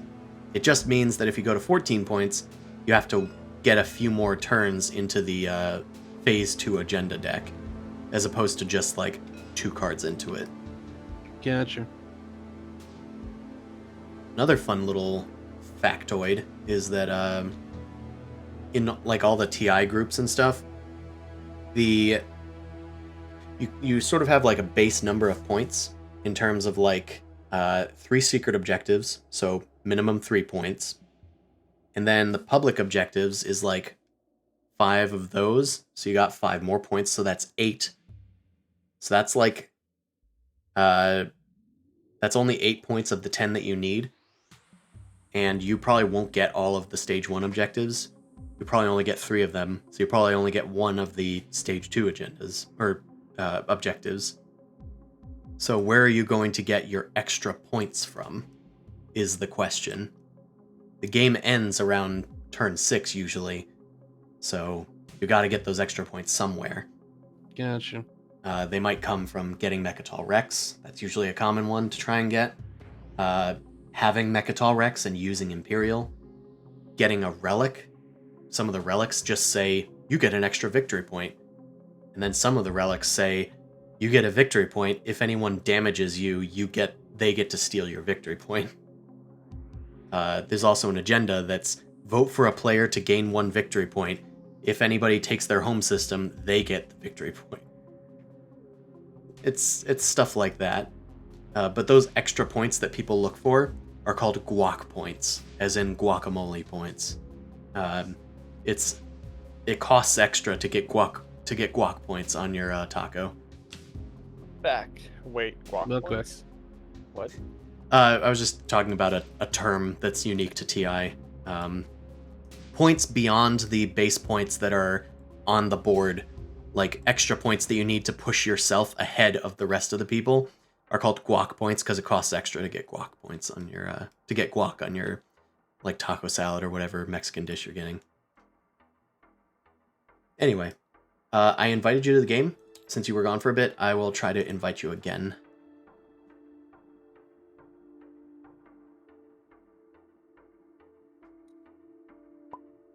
Awesome. I'm gonna wait until you load in.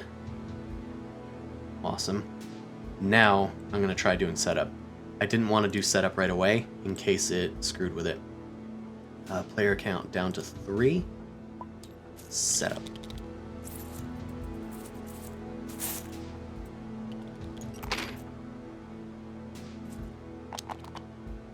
Yippee! Awesome. I'm going to...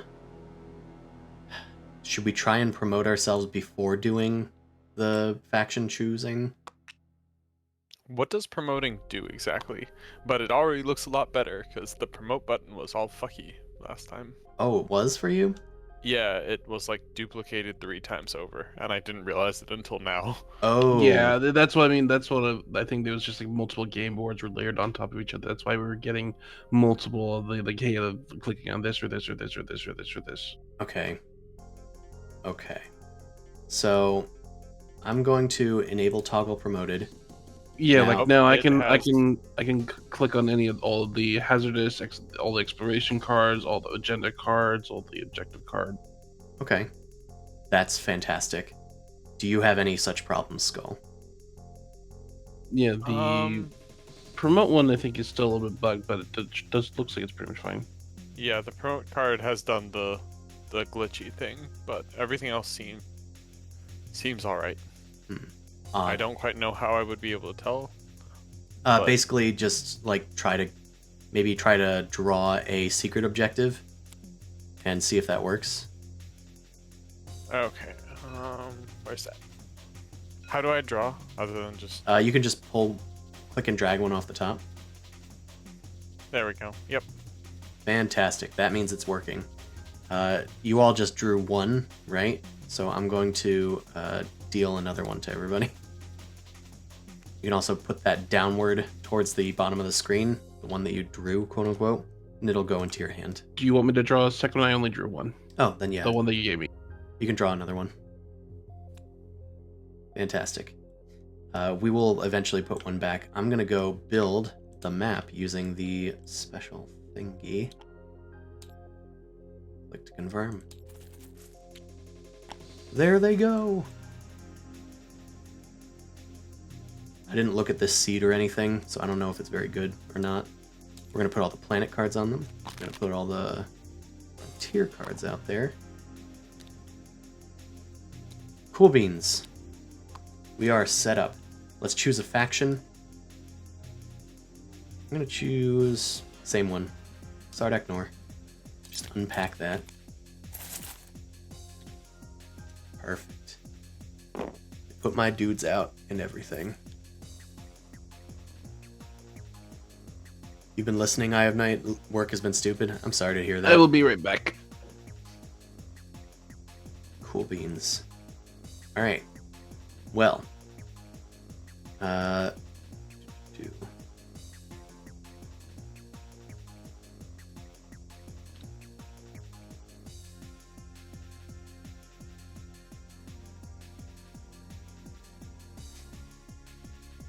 Also, if you want to read the back of the faction sheet, when you hover over the faction sheet, you can hit Alt, and it'll zoom in. Then you can also hold Shift, and it'll look at the back of it. I'm also going to take the speaker token.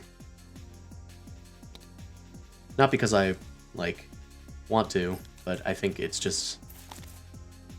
I'm the most experienced person here, so I'll just take the speaker token for now.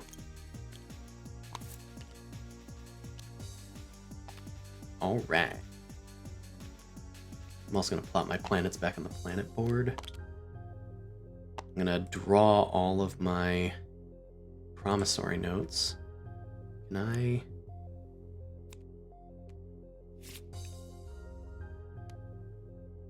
that doesn't do what I thought it did.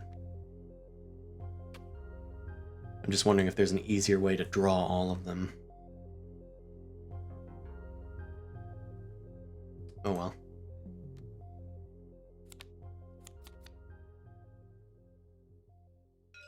So if you do deal, and you can just pick yourself. So you can deal yourself all the cards. That's true. Oh, there's one card left, so it's not doing it. I usually put all of my promissories in my hand so I can see them quicker. Your hand will end up being a mismatch of secret objectives, promissory notes, action cards, relic fragments. They're all just in your hand. The only thing that matters is you can only have 3 secret objectives, and you can only have 5 action cards.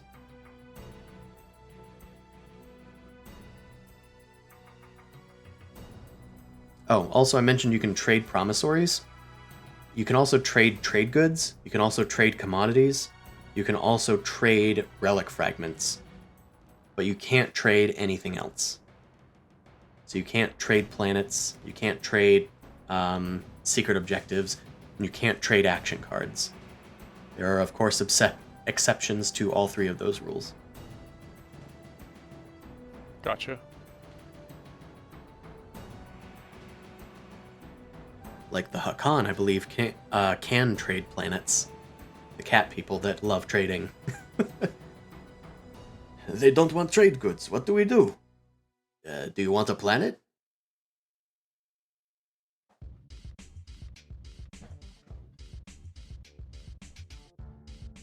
I love that so much. I need to play Masters of Orion. I've heard that name before, but I haven't actually looked at it. It's basically this game. I'm sorry, pizza arrived and I'm very hungry. Hell yeah, dude. I still haven't eaten the dinner that's next to me because my mouth has been rattling. Yeah, this game is... For me, it's very much like Stellaris. Even though there is a Stellaris board game, I think this is a bit more like Stellaris. At least it evokes the feeling a bit more. Mostly because of exploration. Hell yeah. We're getting good in the neighborhood. Alright. So are we ready to start a round?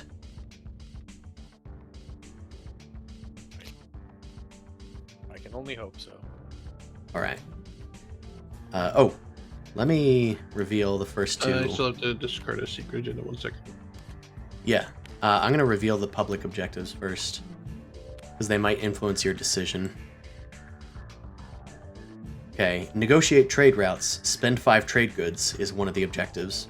That's pretty easy. Make history. Have units in 2 systems that contain legendary planets, Mechatol Rex, or anomalies. Okay. Is that possible?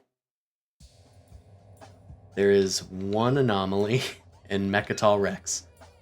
Are there any legendary planets? No. Okay. So it's possible if you have units here and here. Exactly.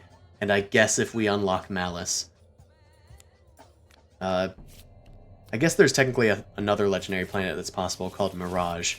One of these frontier tokens might just be a planet called Mirage that appears in that hex. So, yeah, I don't think that second one is very likely. It's not very likely. So I'm going to carefully look at what my things are. Both of these are kind of likely. By the way, what's the 8943 thing that's in the center? 8943? This I guess 9? nobody else is- No, I guess none of you also. There's because there's a clock. I think that's I like see written it. Yeah, I see it. Man, what is wrong with you guys? Not you guys personally, but like your UIs. It definitely has to do with this weird... I mean, you just picked it up. multiple times and dropped it. Oh. This is the custodian's tile. I don't know why it's showing a bunch of numbers for you. But, it's the clock thing. It was Yeah, on the the clock other is board too. yeah, the clock is attached to the custodian tile, I guess. what? Could you put a screenshot somewhere? Yeah, sure, 1 sec. That's crazy to me. I got it.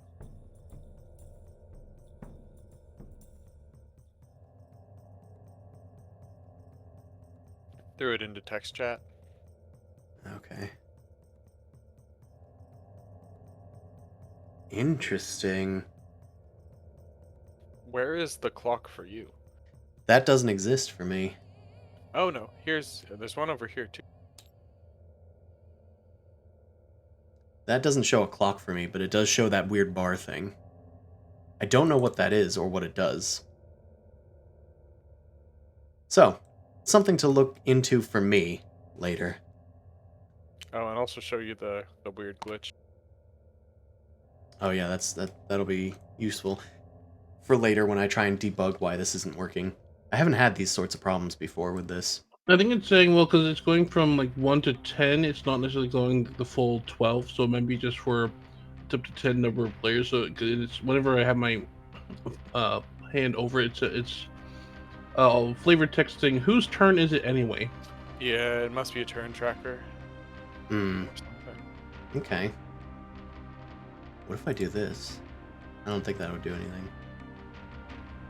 Oh well. I'm wondering if there's still at least one duplicate of the game. I feel like there would have to be.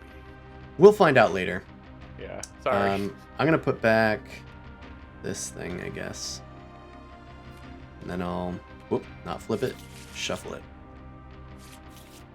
Okay. So I took the speaker thing. I've put all my promissories in my hand because that's where I like to see them. We are all set to play. We all have our techs and stuff.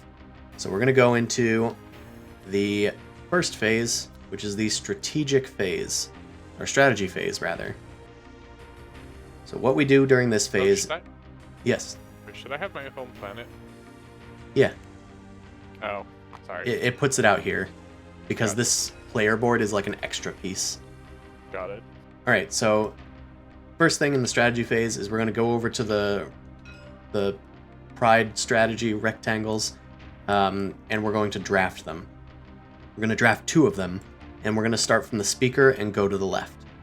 I just took the speaker token just because I'm the person teaching, so I'm going to draft. I'm going to take technology, for instance, so I'll just put it over here. So now, Skull, you may choose one of these.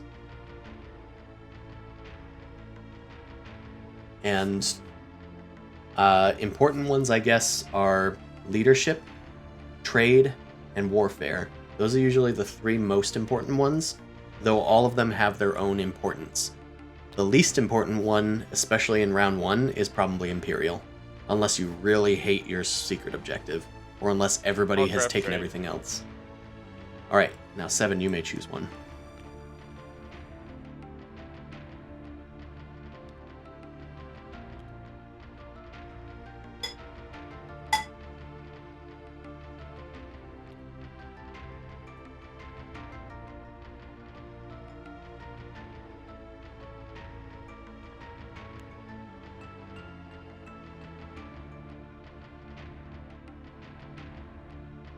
Oh, where do I discard my secret objective to? You can just put it back in the secret objectives pile and then shuffle it. Just make sure it's facing down. Yeah. Easy peasy. Gives the other people the opportunity to get it. So it looked like it automatically put it face down. It's Maybe. fine. Let me... Okay. I have chosen my card. Yeah, I just searched through the whole thing. It's face down. Okay. Alright. Now it goes back to me. Normally we would just finish, but since we're in a 2-player game, this is how we do this. Let's get... diplomacy? Now, Skull, you can choose your second one. Actually, I don't need to do it this way.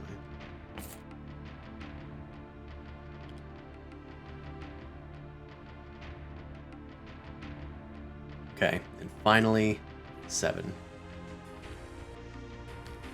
Perfect. Now, I'm curious how this is going to work, because now we're going to start creating turns. Because this is the, you mentioned earlier that the problem might be arising from the turn tracker. We're about to use it. Click again to confirm. Okay.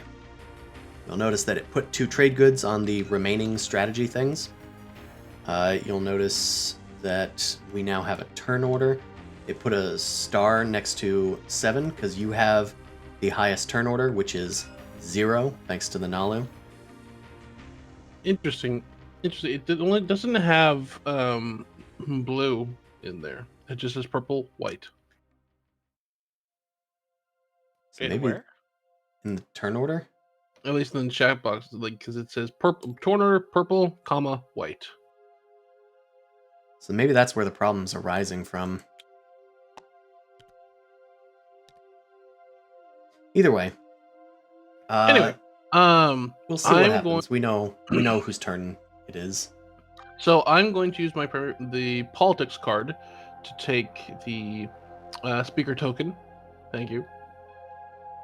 Oh, I know why. These go in here. And those don't go there.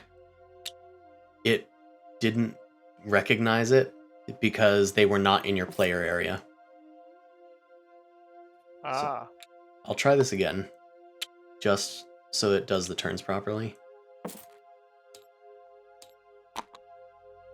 There Got it it. goes. Yeah. So that was not the problem.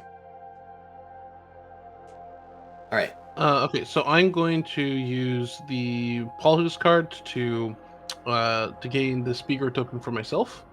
Okay. There you go. And then I will take. I draw 2 action cards. Yep. Which are over here.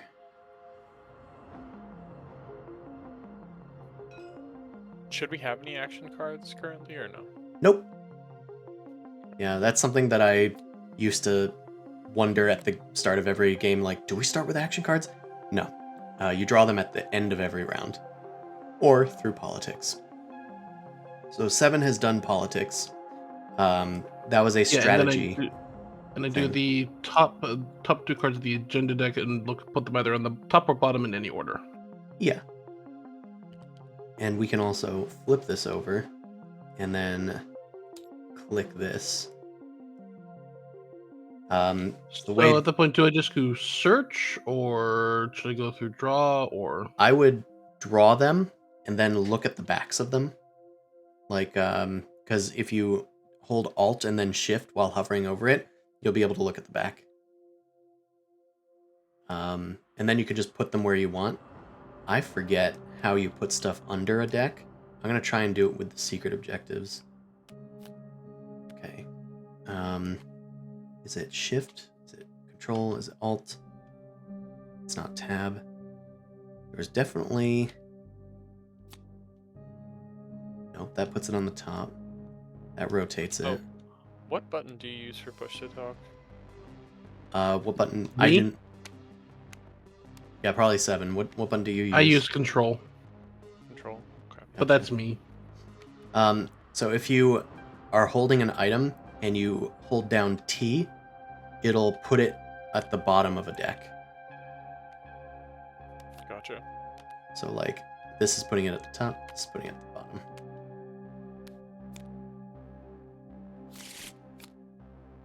Nope, that's not what I wanted. Here we go. Awesome. And then the menu in the top of the screen, you can like tell people what you're doing. Like I put both on the top, or I put one on the top and one on the bottom. Oh, okay. So And that's then the 2 I drew, I should probably just put into the. I'm sorry, like was partially because I was reading the 2 agendas that I had drawn, so that's why I skipped over. My apologies. So take the agendas out. Those are the agendas, right? So take those out. Correct. And put them wherever you want. If you want to put it on the top, you can just drag it over to it. If you want to put it on the bottom, you can drag it over to it and hold T.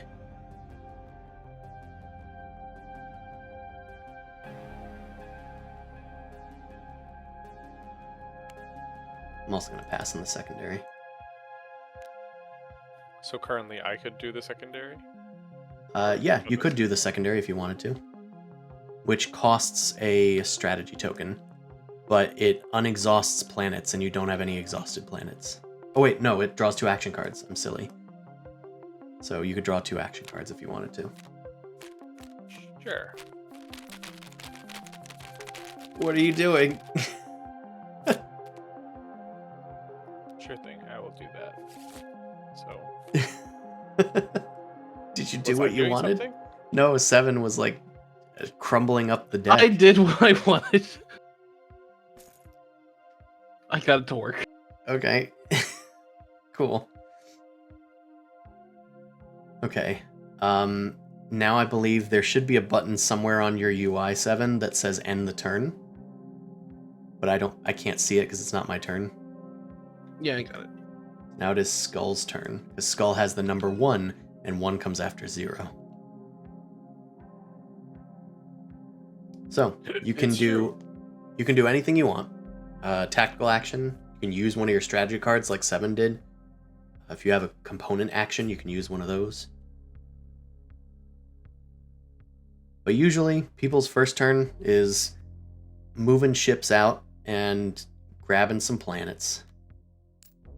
I'm also gonna... I didn't realize... Okay, I thought we were just in the... Okay. Yeah, you can do anything you want, including doing a strategy thing. You might have caught on earlier that I said you can't pass until you've used your strategy card. You don't have to use it first. But you can't, Gotcha. you can't stop playing for this round until you've used both of your strategy cards.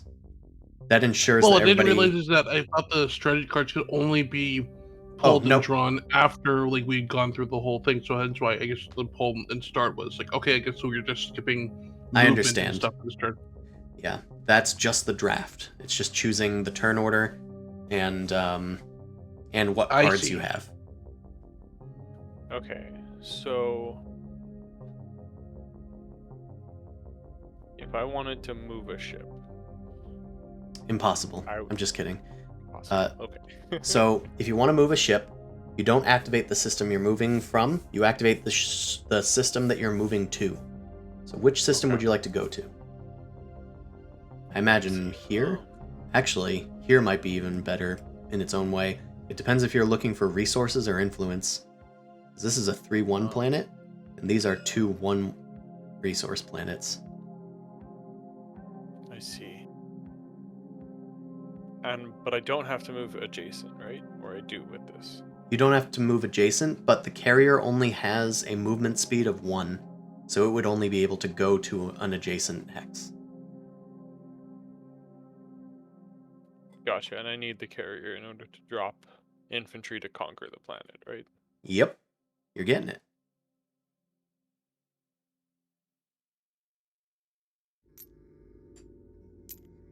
Okay.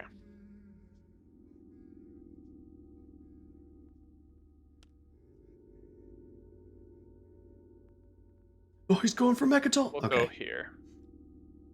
Awesome. You've activated the Lodor system.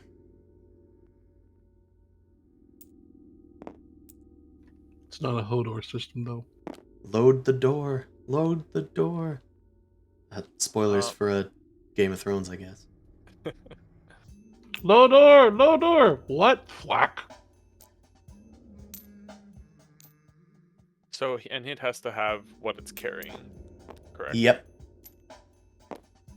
Since Warfare wasn't chosen this round, it's probably fine to bring all of your dudes, if you want. In fact, I probably would. Unless you want to also bring a fighter for a little protection. But I don't think this game's going to get very far. Okay. So, you've brought 4 dudes. 4 little guys. So you get Lodor. It starts exhausted. I believe you can right-click on it. Yeah. Right-click on this tile, if you can. We'll find out if this is a thing. And then click Explore Lodor. Awesome. So that drew from the appropriate deck automatically, and then it announced it to the chat. You picked up a cultural relic fragment. So this just goes in your hand. You did it. Wait, why did I get that? Because when you get a planet for the first time, notably not when you steal it from somebody else, when you go to a planet for the first time, you explore it, which means you draw from the relevant suit of exploration deck. So it drew automatically from the blue deck because it's a cultural planet. And yeah, then you can plop these dudes onto the planet, and they are good. Well, It's usually good to have them on the planet, as long as there's a carrier in the system. But if I see. Okay, so if they don't have to, putting them on the planet doesn't commit them. I can pull them up and move them. Yeah, they aren't gonna be there forever. If next turn, when you get rid of this activation token, and this guy can move again, you could then move this guy and take 3 infantries with you to the next planet, or the next system. That's why I was like, it's probably a good idea to keep some guys with you. And here's something, actually, worth noting. If you took all of these guys, you still own this planet. This is where these rectangles come in. You plop that down to show that you still own it. That's all it is, it's just a little marker. But, that's for the future, getting ahead of ourselves. Yep. Alright, so that ends my turn then, right? Exactly. These guys are safer on the planet as well. If they are in space, and this carrier dies, all the things that it was carrying in space would die as well. So, it's me turn. Fuck, how do I play this game? Let's do a tactical action. Let's activate... This has a red skip. There aren't any other skips nearby. I care about red, but... Yeah, let's activate this system. And we will take this carrier, and we will take just 2 infantry for now. Good lord, there's how many tech cards? There's so many. That's probably the most daunting part about this game, is that there's so many techs. In fact, let me share something with you. I don't know if I still have it. Oh, I would have it. It's under another chat.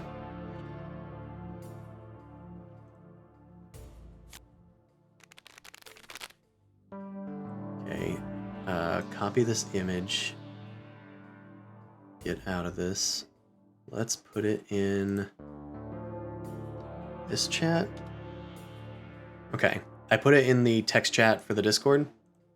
Not the text chat, but the one attached to the call. So if you look at that, and maybe open it in the browser because it's real tiny. Oh, it's actually really big. The chat there is a chat bubble. There we go. Thank you. Yeah. You'll find a thing in there. That is the track, the build. It's paired everything with everything, and it shows how you can build through prerequisites from top to bottom. So I use that usually. Like, I have that on the side instead of searching through all of the technologies in the deck. Anyway, I've moved these dudes in. I'm gonna take Mihar Zul, and then explore Mihar Zul. Core mine. If I have at least 1 mech on this planet, or if you remove 1 infantry from this planet, gain a trade good. Yeah, okay. Core mine. Looks like this guy died in the mines. But I got a profit. So it matters. then I gain this exhausted planet. And the Strip reason... mine slave labor, how could you? Oh, this is not a kind game to the people that we're controlling. But that's definitely worth it. Even though it's just one trade good, an infantry is worth half a trade good because you can buy 2 for 1. So if I buy 1 trade good for 1 infantry, it's half a trade good profit.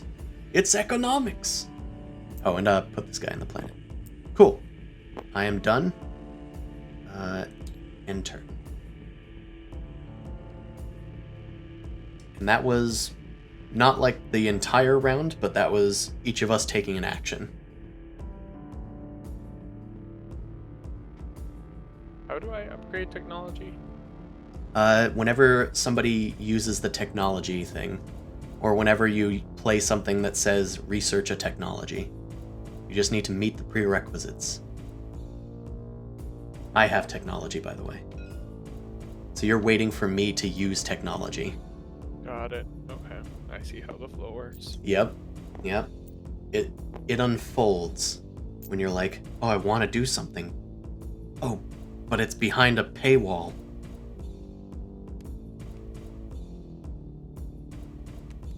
So you've activated Torkon and Tekron. Why did they name them like this? And you brought some dudes in.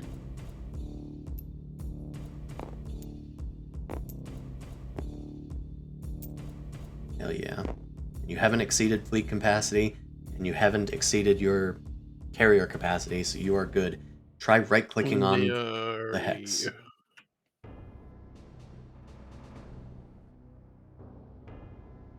So, X4. Okay, I see. Yeah, you So did your it. home planet doesn't matter for capacity, though, right? Oh, that's another thing That's worth the way it mentioning. So you still have to obey your fleet capacity, the number of big ships you can have. The space dock has a second ability on it. Let's see if it's listed. Yeah, up to 3 fighters in this system do not count against your ship's capacity. I guess that's why it has the 3 prongs on top. There's a fighter living in each one of those. So do I then take the hazardous relic fragment out to my hand? Yep. It's just telling everybody that you have one. So everybody's like, oh, if I have 2 red fragments, I know who has another one that I could trade for. And then you can research Torkan. Yeah. Oh. Just getting all the fragments. These were shuffled, right? Yeah, because I got something that wasn't one. Alright. Alright. So we've done movement, combat, invasion, get exploration of the planet, production. There's nothing there that can produce things. So now we go to the next turn.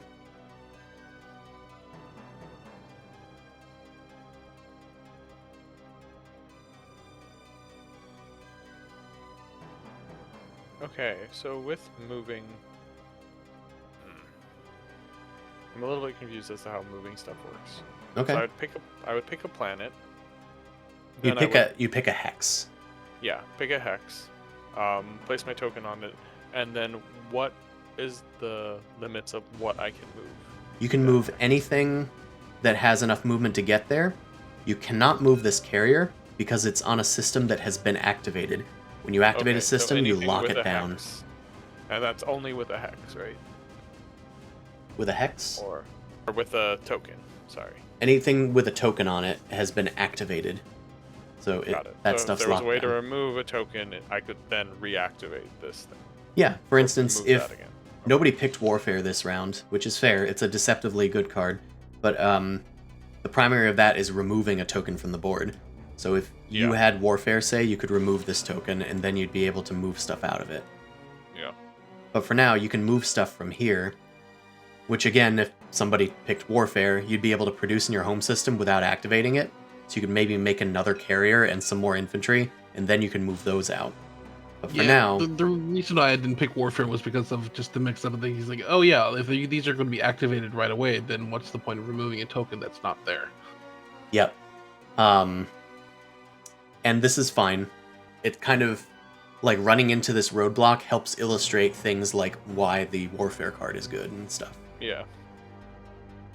And it's fine, because nobody has the warfare card, so we're all stalled for a round. But you can still produce in your home system, or do other things like your strategic card. I have the push to talk set to tab, which is really unfortunate because I press Alt and then I press tab at the same time to comment on something I'm reading. Oh no! Oh no!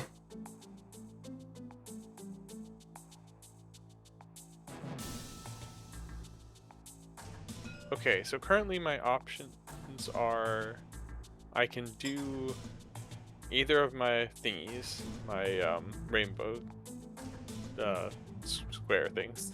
Yep. Or I can spend tactics to move stuff to a planet. Yep, or you could activate your home system, because that'll allow you to produce there. Okay, where is that? Where is that a thing, I guess? So, production still lives under the tactical action. It's all called the tactical action, because you're pulling something from your tactics pool. So if you wanted to do that, you would activate your home system by putting a triangle on it. And then we'd go through the list, because the list is, you can now move stuff here, we do combat if possible, we invade if necessary, and then we do exploration if we captured any new planets, and then finally we do production. So basically, by activating your home system, you've skipped everything and gone straight to production. Got it. So, what's the question I'm trying to ask? Can you move your carrier back here? No, I understand that, but could someone else, like, is the triangle only for me? It's only for you. I could, in fact, say, I'm going to activate this system, and then move my cruiser in here. This is an example. I couldn't move my cruiser because it's in a system that's been activated. But my cruiser has 2 speed, so I could go 1, 2, and go into the system. And then we'd go, like, move, combat, so we'd do a combat, and we'd stop at that point in the tactics action.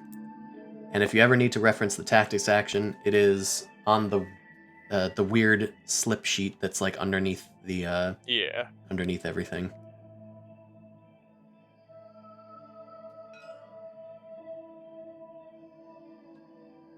And that's why it's kind of good to go through every individual step every time, just to have a good process of it. Hopefully we get to do a combat at some point. Maybe I'll try and initiate one at the start of next round just to show you what it is.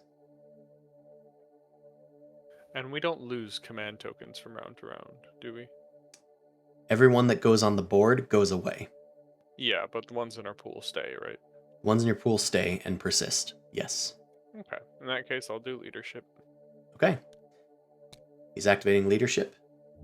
So if you click the play button... Is that after taking the Nomad? Oh, yeah, so he didn't do this one, so you'd get to keep this. Okay, just double checking. I just took the thing off your home system and put it back in your tactics pool. Yeah, sorry. It's okay. So I hit play? Yeah, if you flip this over, there's a button on the back. Oh, there it is, okay.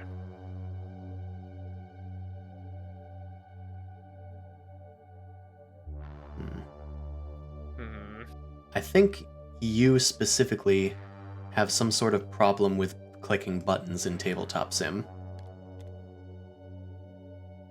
But maybe that's just me. Is it working for you, Seven, if you do it?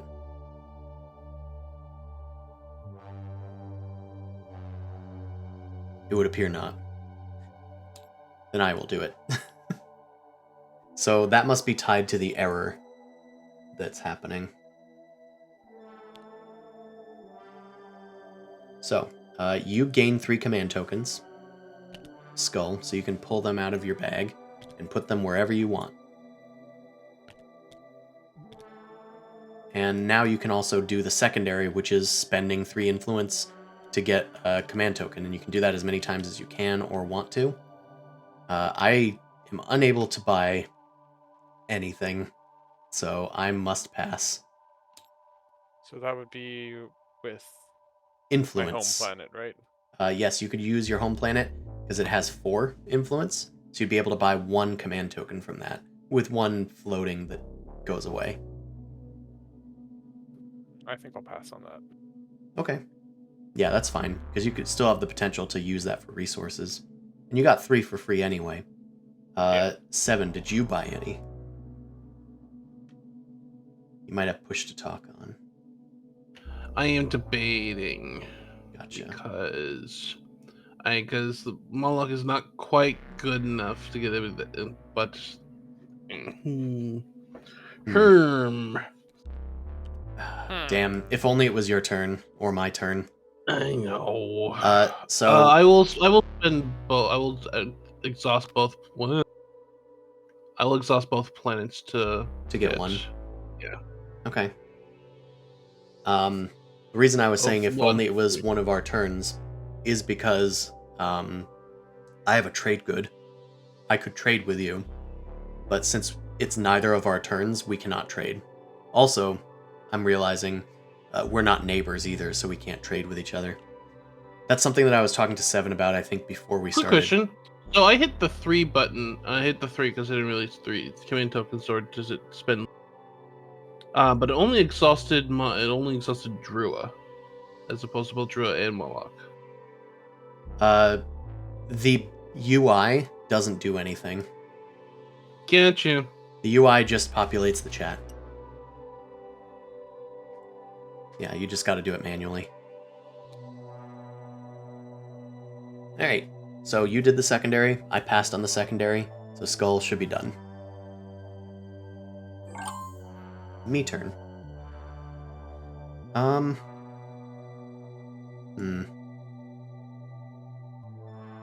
gonna do another tactics action. We're going to take a planet. Take some planets, I think. It is unfortunate that you did leadership so early. I hate you as well. But don't take it personally. Let's go here. Let's take Arnor and Lore. Let's explore them. Okay, we'll do them one at a time. Functioning base. I can gain 1 commodity or spend 1 trade good or 1 commodity to draw an action card. Yeah, I'll do that. I'll spend 1 commodity for an action card. It's kind of hard to know what things are worth. This is, I'm exploring Arnor. So I got this. So I'm going to draw a card. And that only happens when you land troops on it?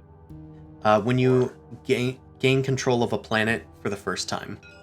And the only way to do that is by putting troops on it. Yes, that is correct. If you land, or if you just take a ship into a system, but it doesn't have any dudes to land on the planet, you don't do anything with it. You just are in space, floating around it. Space! Okay, so I drew an action card. I don't have to tell you what it is, but generally an action card is definitely worth 1 trade good. So we'll discard that eventually. Let's explore Lore, because I also got that one. Abandoned warehouses. I can gain 2 commodities. Or convert 2 commodities to trade goods, but I don't have any commodities. So I will gain 2 commodities. Yippee. That in discard. This in discard. Oh, I put in the wrong thing. There you go. Land these guys on the planets. Okay, it's my turn. Do I want to transact with anybody? Who has trade? You have trade. Okay. Do I? You do. Oh, yes, I have the card trade. Yep. Okay. How would you like to...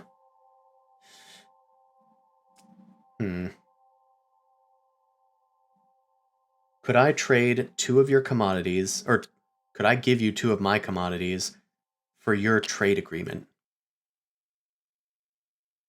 So your trade agreement is a promissory note that exists in your hand.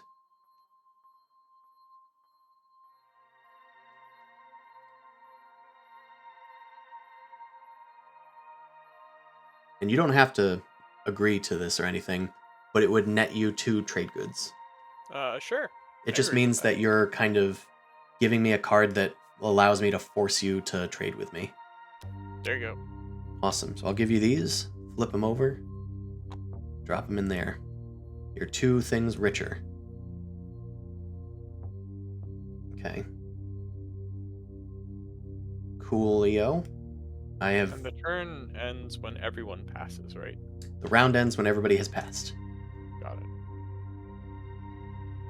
I still have at least 2 more turns left in me.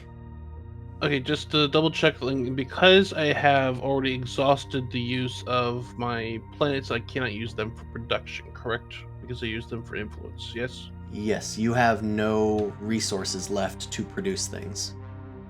Gotcha, okay. Yeah, there's not much that you can do here. I might just construction. Because there's not much point in you doing stuff unless you're going to, I don't know, explore and get... I mean, that's an option, actually. So, one thing you could do is you could use your tactics token to activate this system, which seems a little weird, but you could take your cruiser, take it through the wormhole since it has 2 movement, and bring it over here. This That's doesn't... kind of what I'm expecting. That's kind of what I was thinking, but I'm also realizing in the process that could very much be a way for you a cruiser to get obliterated. Well, here's the thing. If he wants to go into this system, he will have to stop here and fight that cruiser. He cannot move through it. That's something that I True. didn't really talk about. But you cannot move through a system that has somebody else's unit in it. You have to stop there. I think I will That do changes that. the tactics of this a lot. It does. It does. But it's something that you didn't really need to know about in rules explanation. Yeah, It would have yeah, gotten lost in the fog. But So, do I activate the system or see what the frontier token is, or? you do activate the system. You do not get to see what the frontier token is. If you look on the technologies, you can also look through your deck for it, but it's called Dark Energy Tap. It allows you to explore frontier tokens. Oh, I see. I get you. It also gives you like a thing for retreating that helps you retreat, but that's not super relevant because we haven't done a combat yet. The other benefit to having this cruiser here means that you are adjacent to blue. So now you can trade with them. I just realized I wasn't allowed to trade with him. There's a lot of rules in this game, huh? You can only trade with someone if you're adjacent to them? If you have a ship next to them. I'm going to give you this back. I'm sorry. I gave you a wrong rule. But it's fine.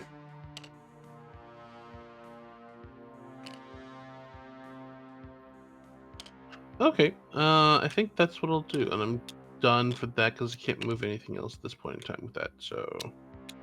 Yeah, I think it's still worth it. He's a trade faction, so you like cozying up to him. Well, I don't, okay. So, can we trade like anything technically, like in terms of cards? I was saying to Skull, I think you were AFK, but you can I trade. forgot to push the button. Oh, it's fine. You can trade promissory notes. You can trade trade goods. You can trade commodities, and you can trade relic fragments. You cannot trade action cards, planets, secret objectives, or strategy cards, I guess. And you can't trade technologies. So there are certain things that are tradable. They are promissory notes, coins, we'll just call them, and relic fragments. All right. Gotcha. So you are done. Yep, because I think that's all I want to do for the moment. Awesome. Okay, so with trading, so long as you have a ship next to someone, Yes. so long as 2 tiles are adjacent that have a ship in them. Yep. They are considered neighbors. Okay. You are neighbors with purple. Now, if something moved onto the same thing as purple, it couldn't move out until combat. Is that correct? Combat would be initiated. Yes. Okay. And somebody will be moving out of that tile. Gotcha. It's either you or them from a retreat, or maybe nobody leaves the tile. Got it.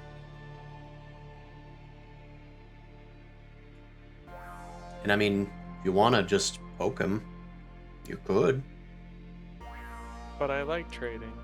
That's true. Oh. Oh.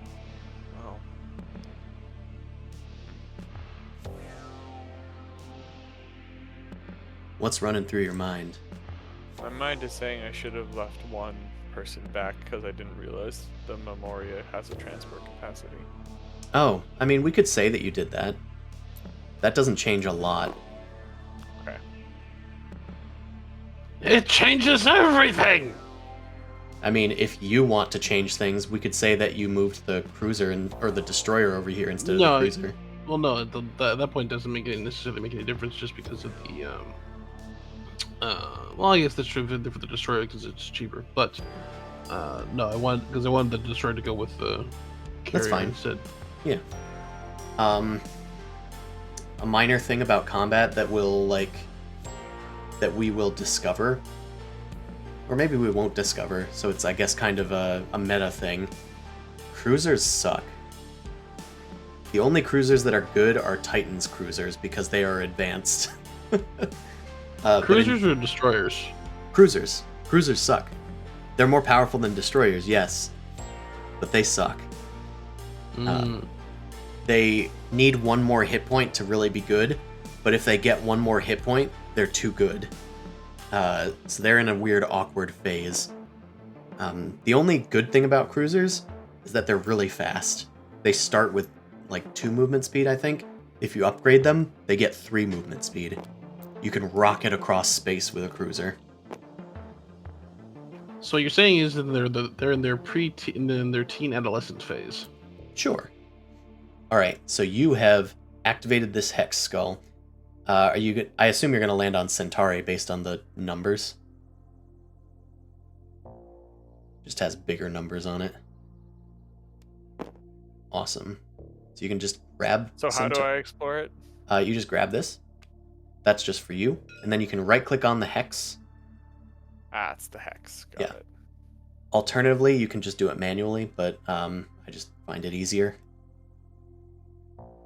And is it explore or is it? It's Explore Centauri.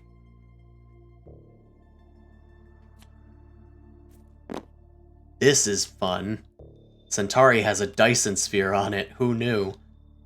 So this is a unique exploration mechanic called Attach.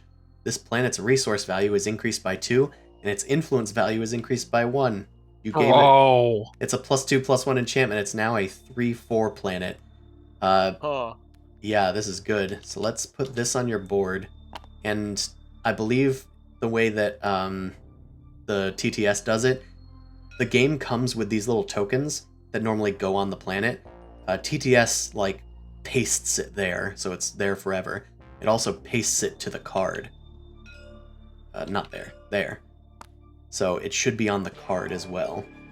Yep, it is. So we don't need this card anymore, because normally you'd like slip this under the card, and it would be like an enchant creature, kind of. Yeah. So we'll just discard it. Hooray! You gained a really that's fucking kind of planet. good. It's really good. It unexpectedly makes planets better than they were supposed to be. Of course the Nomad went there. He knew it. He knew it. He's from the future. That's his lore. Wait, are they really from the future? They keep it very vague, but they say like he knows about events before they happen, and he has futuristic teleportation technology. Gotcha.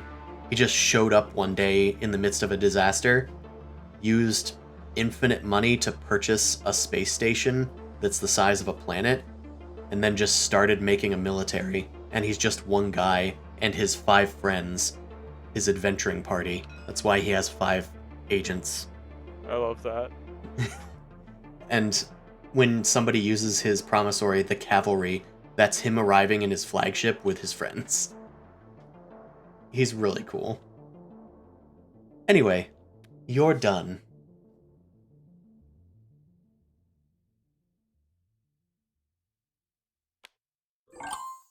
Huzzah. It is me turn. I can't move anything out of these spaces anymore. I could still produce, though. So, let's try and produce. What is my agent do? I realized I haven't been doing it. Okay, mine puts infantry on planets in the active system. That's fun. I could have done that earlier, but c'est la vie. Let's do diplomacy. Whoop. Okay.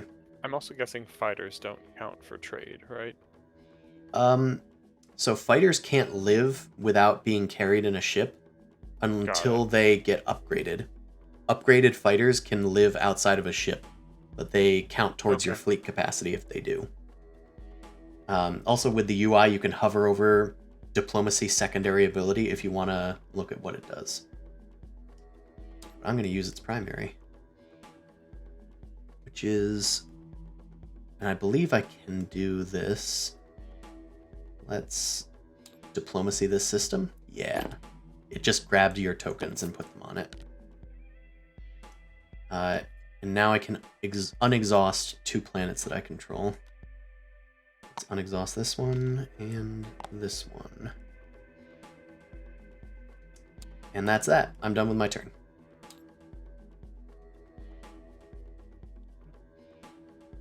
Alright, I will definitely do the secondary and exhaust these 2. Absolutely. I think that's worth it. Just costs a strategy token.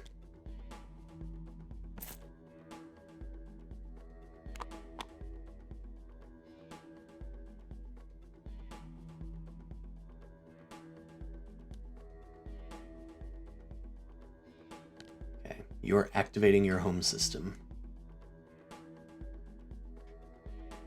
Oh yes, you probably unexhausted your planets and did the secondary as well. When you did 7, you spent one of these, right?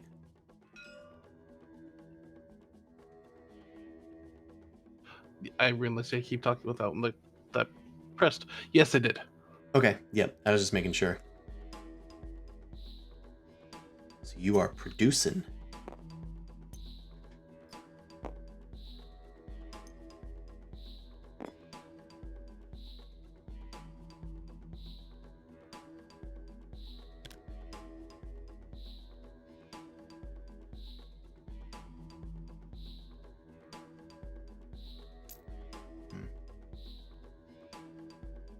I see. I guess it doesn't manually put it out there like I thought. I guess it just prints it to the chat. But that's fine. So he made a bunch of dudes. Producing 3 units, 1 carrier, 2 fighters. Production. I did. 4 minus ST. So that should still, yep, that is correct. I just wanted to double check your work, just because you're new players, not because I doubt your abilities. But you did. Oh, rage. You did good.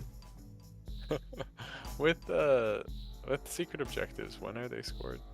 They are scored during the status phase, unless it says, because you notice on the strategy card, it might say status phase beneath the name of it. Phase. Gotcha. Yeah. Sometimes it says action phase. That means they can score like out of turn right away when you score that objective. And they're usually like really unique effects. I believe one of them is called Become a Martyr, which the secret objective is gained when you lose control of your home system. You can say, in response, I become a martyr, and gain a victory point. Also, the cards along the line are called leaders. Leaders. Thank you. I never know what to call them. I just call them agents, even though only one of them is technically the agent. But they're all like some sort of important word. I'm the hero. I'm the commander. I'm the agent. We're all leaders.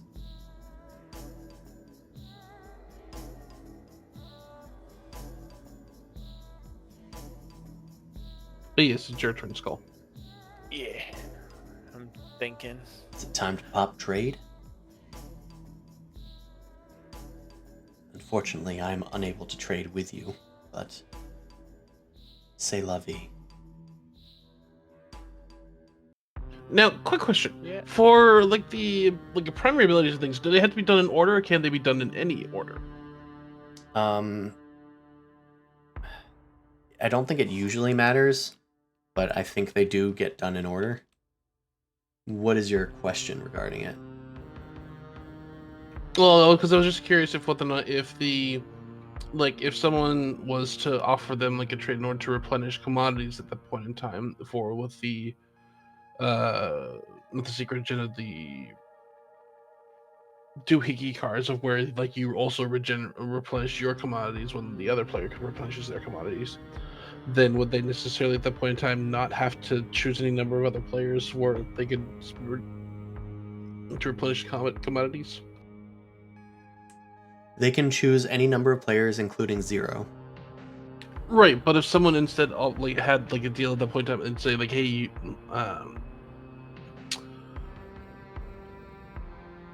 this worked in my head and I don't know, and now I don't know how to explain it. Is it regarding the promissory note? Yeah. So if, for instance, that trade had gone through before and I had Blue's promissory note, when Blue activates trade, they would first gain 3 trade goods. Then they would replenish commodities.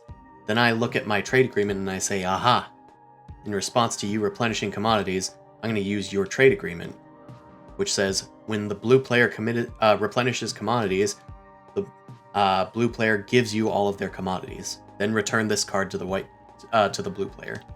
I'm reading off of mine to read Question it. on commodities. Yes. Is the 4 how many I get each thing, or It is is 4 my maximum? You refill it up to the number, Got it. which is the maximum.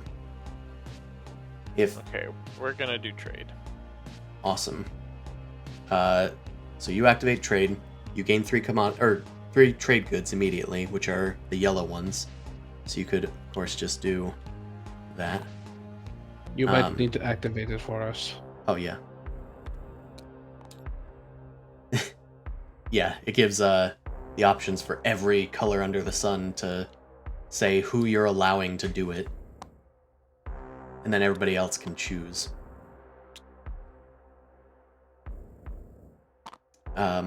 So for instance, if you did choose me, my number is 3, and I already have 2 commodities, I would only gain 1 commodity. Because I can't have more than 3. Gotcha. Which is kind of why I was trying to like trade mine before you did trade, but I was unable to do so. Now, so how are you planning to let us to refresh without spending strategic tokens, or? That's up to the Nomad. Now, since we're replenishing commodities, he might ask, hey, Purple, if I replenish your commodities for free, will you trade with me? Yeah, which I'm gonna do. Because you guys are neighbors, thanks to your previous action. Which is why it was a good action. The meta, quote-unquote, is to trade X minus 1. Or just to be really friendly. Just do 1 for 1. But sometimes they'll say, like, X minus 1, which means that we're going to trade, but you're going to let me keep one of your trade goods. So I end up with 1 more than you do. So, a question at the point in time, like in terms of trade goods. So, if he was to trade me his commodities, could we only trade an equal amount of commodities as to what like I could hold necessarily, or like what I'm giving him? If he trades you for commodities, they would not go into your commodities. They would turn into trade goods immediately. You can hold any number of trade goods. Okay. But it doesn't have to be like an equal trade where like if I'm trading him 3, then he would just trade me if like 3 or 4 or 2, and it would still just be regardless. It's up to you guys what you would want to trade. It can be any number. He could just give you 4 if he wanted to, for nothing. I would be happy to trade if you will be interested in doing a straight 1 for 1.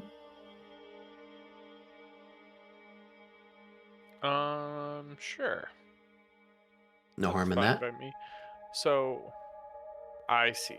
So you would then click purple, and I mean it says me, but you're allowing him to refresh his commodities. So then you would get 3 commodities.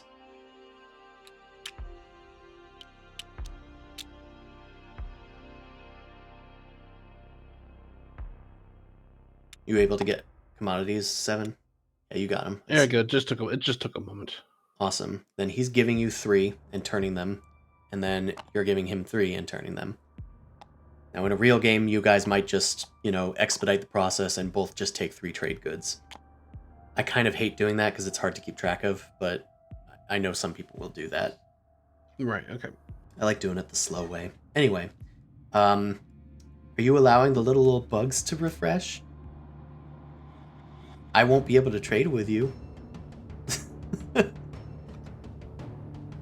If not, it's not worth it to me, so I'm gonna pass. And that means you can't give me promissory notes or anything, right? I can't give you anything. Damn. Sometimes people are like, yeah, sure, everybody refresh. Which is generally a thing to make everybody like you. Gotcha. The Hakan will usually do that to make sure that trade goods exist. Another Yeah, I'll say yes. Oh, well, that's mighty neighborly of you. There was something that happened just now. When I gained Something in my trade goods brain. from the supply, Yeah. which I just did, you may exhaust this card to place an equal number of trade goods on this card. When this card readies, gain the trade goods on this card. Oh, yeah, I forgot. Yeah, you can do that. So, what was it?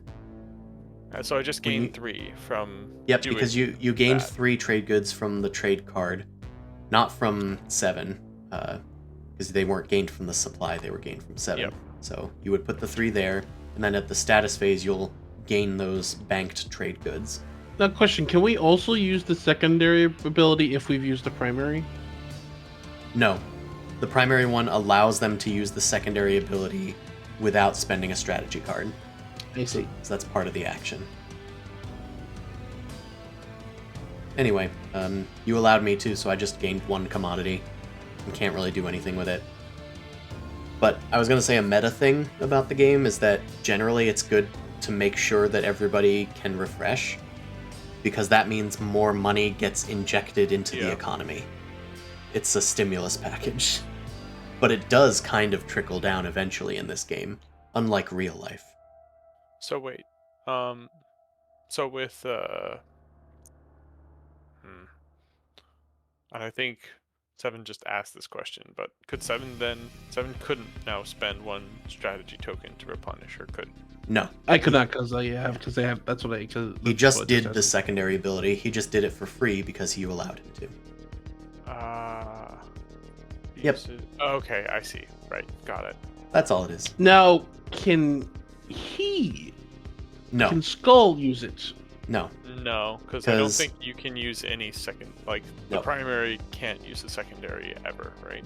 That is correct. If you are the one using the strategy card, you can never do the secondary when you use it. You only use the primary. But it's pretty much always better to do the primary one. Alright. Me now? Yeah. Yep. Alright. I'm going to... I think... I have enough to get 2 techs. Plus 6 to get a tech. Or a second tech. Yeah, we're gonna do tech now. Whoop. Oh! That's so big. Okay, so I get to research a technology automatically.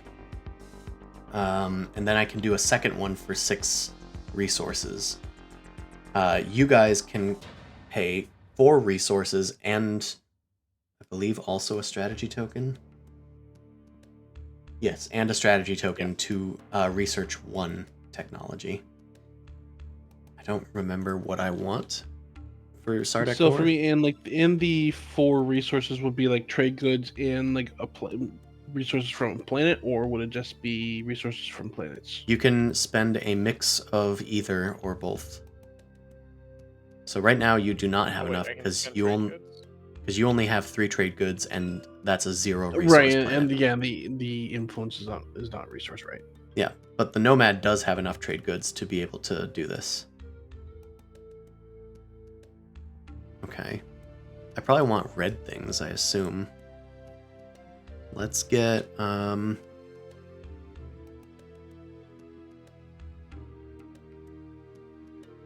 get AI algorithm. And then, let's see, I have one red then, and then I have a red skip. So I could get Duranium armor. Actually, maybe self-assembly routines. So we'll just get that as well. Then I'll close the menu. And I'm going to spend all my stuff. 1, 2, 3, 4, 5, 6 to get my secondary. Spending this to use it for the skip. Then I'm going to search through my massive deck of cards to get AI algorithm. And self-assembly routines.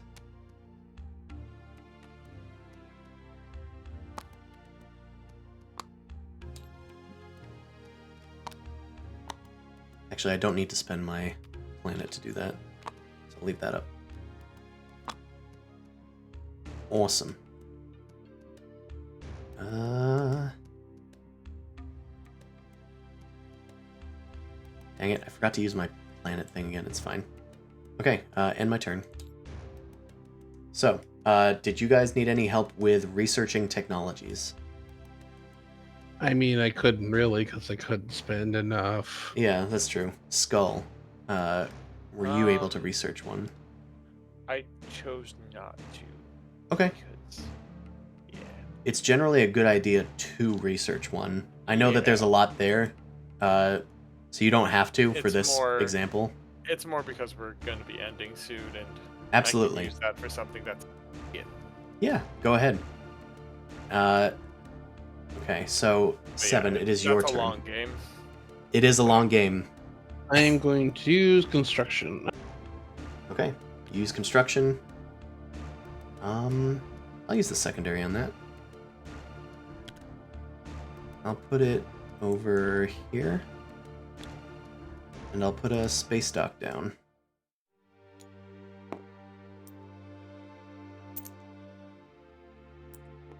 Rolling away. There they go. And again, you can't put 2 space docks on the same planet. Nope. You could put one on a different planet. Right, and that the one that space dock that's on the different planet in that same system doesn't provide the benefit to that, to like one planet's production. Yes. No, it doesn't. But it'll basically provide it for the whole hex. Okay, so I'm also realizing this is a poor idea. I should put it over here so it has bigger production value. And since it already has a strategy token on it, I do not need to put it on it. So explain that exactly, how you just built one. Since he used construction, hold on, let me...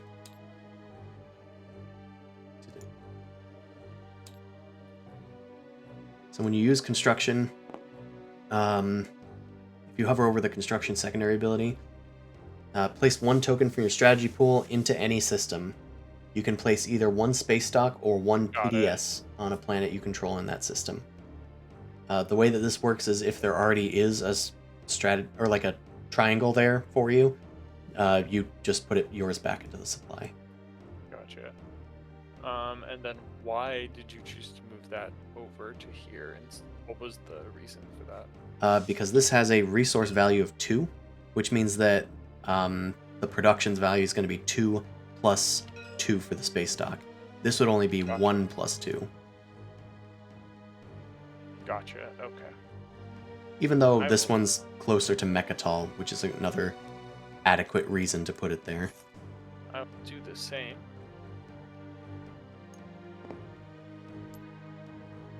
And I'll put it on here, which is god-awful if my mind is telling me right, because this one is a 1, 3, plus 2, so 5. That's good. That's correct. Yeah, that's great. 5 is very solid. Means you can make 5 ships there. Alright, so that's the end of 7's turn. I think we're getting towards the end of the round. Because people are running out of steam. Game-wise. Because all of your systems... Actually, you still have your home system. And you now have trade goods. So you, Yep. and you have unexhausted planets. Oh my god, you could produce Yep. a fuck ton here. Alright, It is time. we can't move anything in, but we can, and we can't do combat, and we can't invade, and we can't explore, so we go straight to production. The production value is 6, so you can make up to 6 pieces of plastic using any number of coins or planet resources that you have to produce some dudes. Gotcha. How much do you have here? 4, 5, 6, 7, 8, plus 6 trade goods. You have 14. You could make 3 dreadnoughts, plus like 2 fighters if you wanted to. That is terrifying.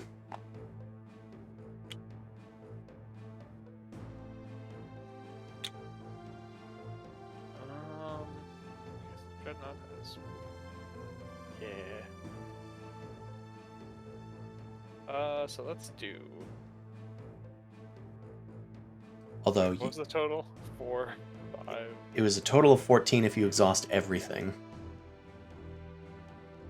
Although you put back 1 trade good. Oh, okay. So it's not. So the resources are not locked to a specific planet when producing. Just the amount of ships you can build, and that's okay. Nope, your planets are basically just a pool of mana to spend from. Again, something I got confused on there because I thought it was like the ship was locked specifically to that resource amount from that planet. Nope. That makes a heck of a lot more sense.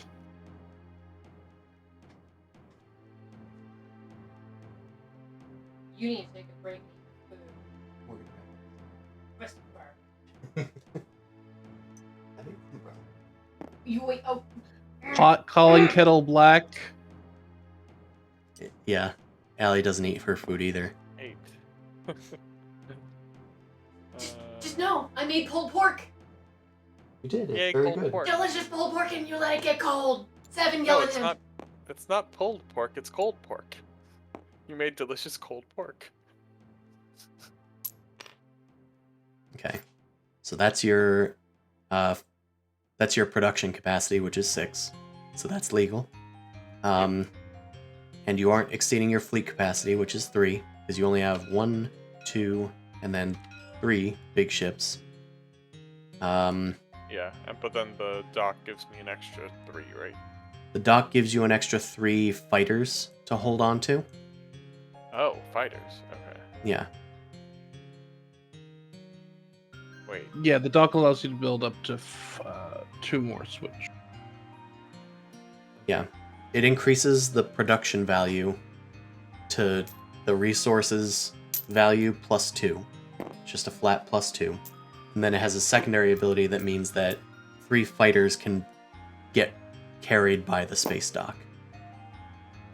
So right now, you have a carrier, which has 4 capacity. Ah, I see. I understand. Okay. So you could have these 4 guys live in here. I think the Dreadnought also has a capacity, so you could have 1 live in there. And then these guys could just live on the planet. But since the space dock can hold up to 3 fighters, you could also put these guys in space if you wanted to. But you don't need because because your planet is a 4 resource. Then because the space dock makes it up to 2 more, you have to make 6 at once. You can make 6 pieces of plastic per production activity. Gotcha. All right, so that's you in production. Yep.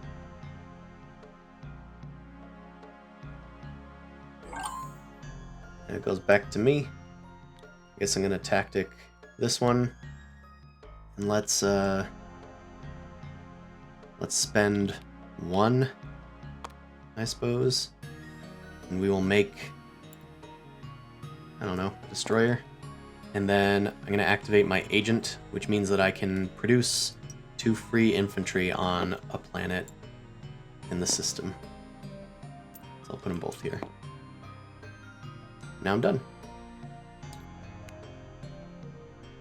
And I'll tell you right now, next turn I'm going to pass, because I'm out of stuff to do.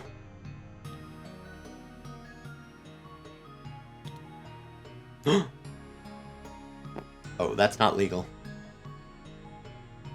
because this is Isn't it? this has already been activated. You cannot move a ship out of there. Oh, that's shoot. That damn it. Ah. Yep. It's, it's not super intuitive. So it's important to learn. Final move of the game ruined by rules. All right. Mainly I was doing it because I wanted to see how the combat worked. We can do that. We can just say that a combat will happen. We can pretend. So, say, for instance, we just kind of agree that this game's done here, right? Like, we just did one round. Yeah. Actually, why don't we clean up first? Let's do the last phase, and then we can pretend a combat broke out. Okay? Sure. So, presuming everybody passes, once everybody flips over pass, then I thought something was supposed to happen when that happens, but I guess not. We can then go to score objectives. There, sorry, I finished my pass. Oh, yeah, so it unflipped everybody's stuff. So we're gonna do the first thing, which is score objectives in the status phase. So we go in turn order. Nalu has the first turn order. Can you score any public or secret objectives? I cannot. Yeah, I didn't think so. Most people can't, but I know someone who can. Nomad, can you... I can. You can.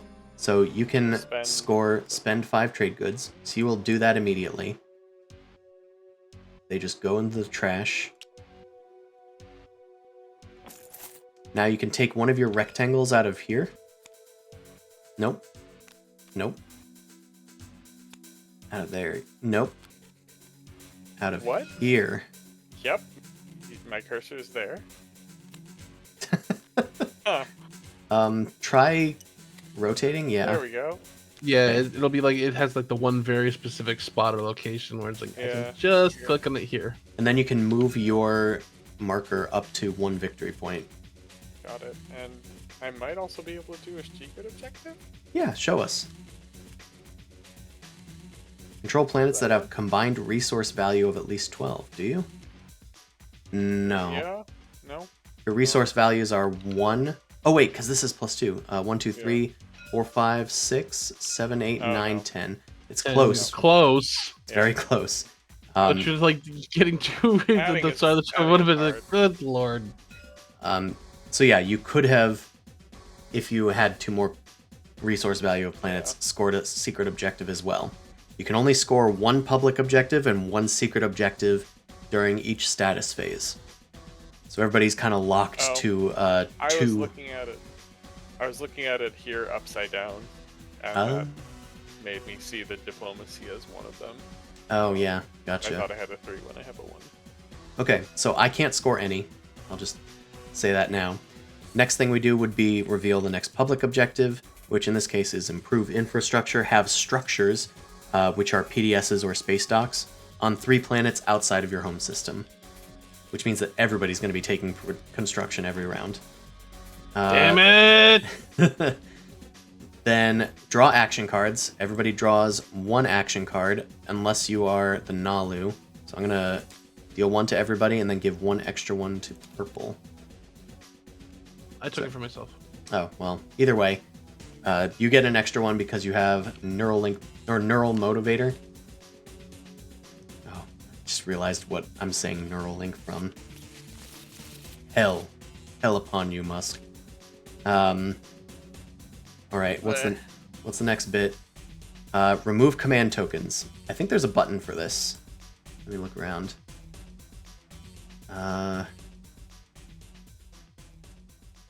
If there is a button for it, I don't remember where it is.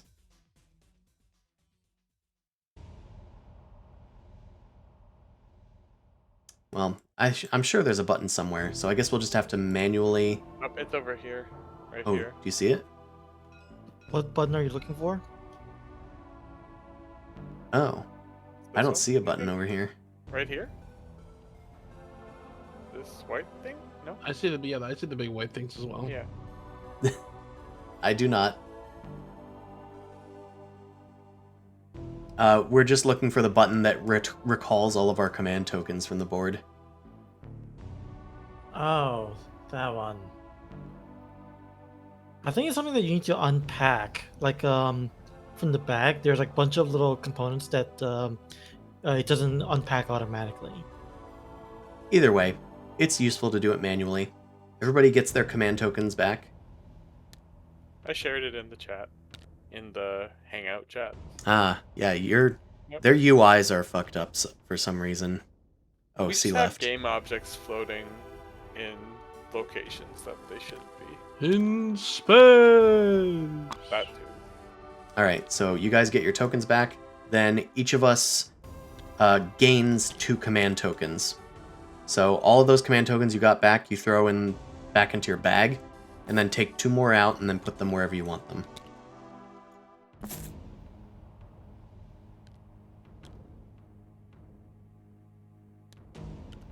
Hell yeah. And then ready all your cards, which just means flip over all your agents, all your planets.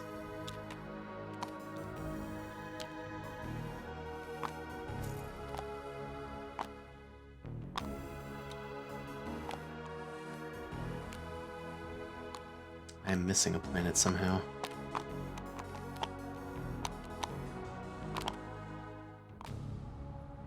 It sounds like a personal problem. Yeah, I don't know where it went. It just disappeared somehow. Repair units, unapplicable. Return strategy cards. This does have a button. This button is over here. Oh. Great. Well, there you go. So that's the button that actually does everything. It automatically Oh, there it returns all is. your tokens and then gives you 2 more, which 2 more probably appeared just above your sheet. So yeah, that's a round of Twilight Imperium. Let's do a combat. Well, then aren't we doing an agenda? Agenda phase technically doesn't happen until somebody has taken Mechatol Rex. Usually it happens round 2. Sometimes it can happen round 1, but as you've just seen, it's really hard to get there round 1. Unless Gotcha. somebody uses Warfare or something. So with that, you just need to. Is it the exact same way of how do you gain Mechatol? It's like a planet. You can just capture it like any other planet, but the big clock thing that's in the middle that you guys see, Yeah. this is the Custodian's token. It has a 6 on it that's blue. That means you need to spend 6 influence to land there, or rather to activate the system. Once somebody does, they take this, and it becomes a permanent victory point for them, which is why it says 1 victory point on the other side. So if, for instance, Nomad got it, they could then gain this, they'd permanently gain a victory point, and now you can just treat it like any other planet. If somebody else goes there, they don't have to spend 6 influence, and they could capture it and take it from you. And Anyway. it becomes like a Miniatures. normal planet from there, right? Just like a normal planet from there. So It doesn't have any suit as well, so you also can't explore it. Mhm. So that's a downside, I guess. I have a few questions there. Yep. So, is the agendas based off the custodian token being taken? I guess so. And then can you take the custodian token without moving anything there? Nope. I guess. Nope. Okay. You have to land Because there. you can place a token anywhere on the board, right? Technically. Yes. I think technically it's you need to land there to actually take the token. It's not just activating the system, like I said. Got it. Okay. Did we want to run a combat real quick? That's what I was gonna do. Yeah, because I already ran us through like an agenda phase before, so we don't really need to do that. So let's imagine all of the ships except for the space dock.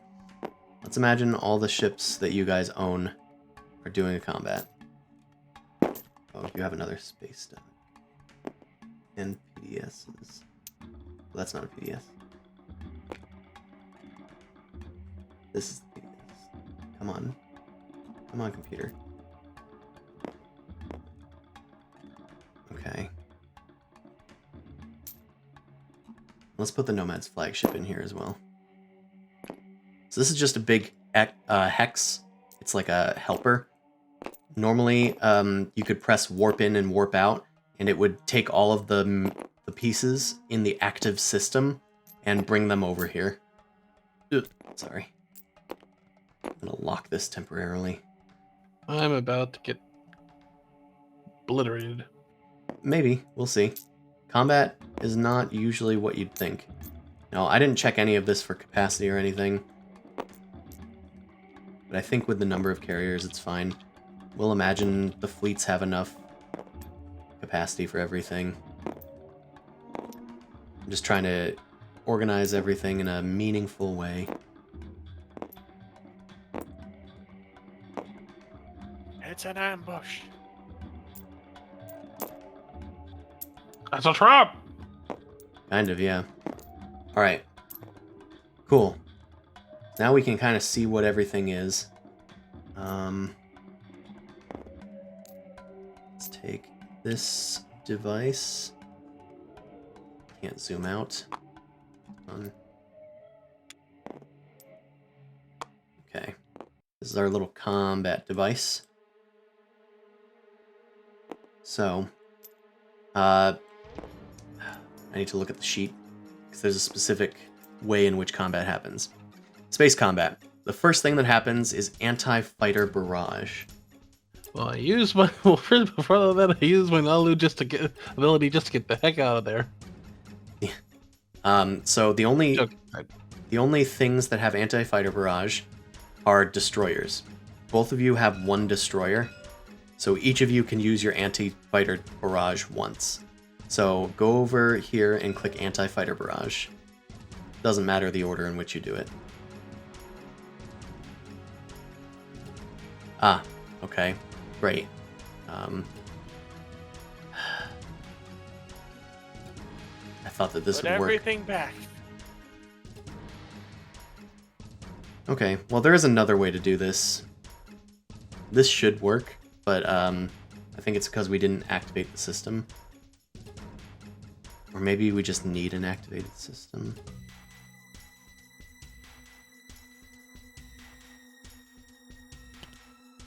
I'm gonna pretend you activated Arcturus. Wow, thanks, I think game. it needs. Did it do it or? Nope. I Okay. think we need to be on turn. So we need to advance it so that someone has the turn. So there's another way to do this. There's a big ass device very near to you. So I'm gonna go here. Let's pretend I'm gonna look at sevens first. This one you have to do a lot more manually, which is unfortunate. So yeah, you can pump up those numbers by clicking on the number of things in the system, like that. So try and set them, and at least set the destroyer to 1. And then you can click on that button that says anti-fighter. And again, it doesn't matter the order in which you do it, because they happen at the same time. 0 hits. 1 hit. They both hit on a 9 or higher on D10s. And you can see the actual physical rolls that happened. That's cool. So, was it blue scored 1 hit? Anti-fighter barrage only hits fighters. So purple would have to get rid of one of their fighters. They would just put it out of there. And then reduce their number, I guess, on that sheet. Which you did. Awesome. Now, next thing that happens is announce retreats. You announce retreats at the beginning of each combat round. So now, once anti-fighter barrage happens, like, you guys talk it out and go, does either of us want to retreat? And we'll just assume the answer is no. Next thing that happens... Can we do partial retreats? Nope. If you retreat, it means that the round's going to continue until the end. And if anybody announced a retreat at the end of the round, that player retreats. So even if you announce a retreat, you're still going to have to survive a round of combat. So what happens next is make combat rolls. What's the downside to announcing a retreat? Nothing. It does mean that you have to retreat once you complete it. Once it's all over. Yeah. But you run through everything, right? All damage, all fighting. You run through one combat round. And let's just keep going to show you how this works. So we just hit the space combat stuff underneath each of our ships that are flying? Yep. That's exactly what happens. And just do it all? All except infantry.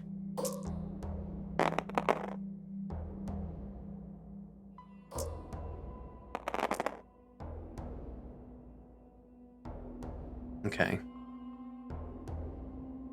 It looks like... Okay, so I'm trying to, like... Oh, it closed. Please open up. Okay. So, Blitzkrieg rolled for carrier, cruiser, destroyer, hybrid crystal fighter. Landed 4 hits. Also, I don't think you needed to do it for everything. I think it just did it all for 1. Oh, okay. So we'll count the first one, which was 4 hits. And then for Sajil's skull, you scored 2 hits. So remember that. Oh man, the thing's really chugging now.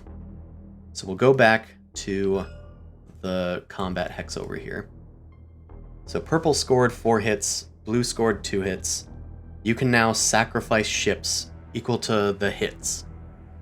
So I would choose fighters first. If you lose a carrier, you will need to like sacrifice down fighters down to the capacity. They don't need to be assigned to any particular ship. You just count your total capacity. And we can't sacrifice infantry, correct? Nope. But they will die if you lose capacity for them. And the infantry don't do anything either. Not in space. So you've lost 4, and then purple, you need to lose 2 ships. So probably 2 fighters. I already cut down my fighters. Oh, you already did? Yeesh. Okay.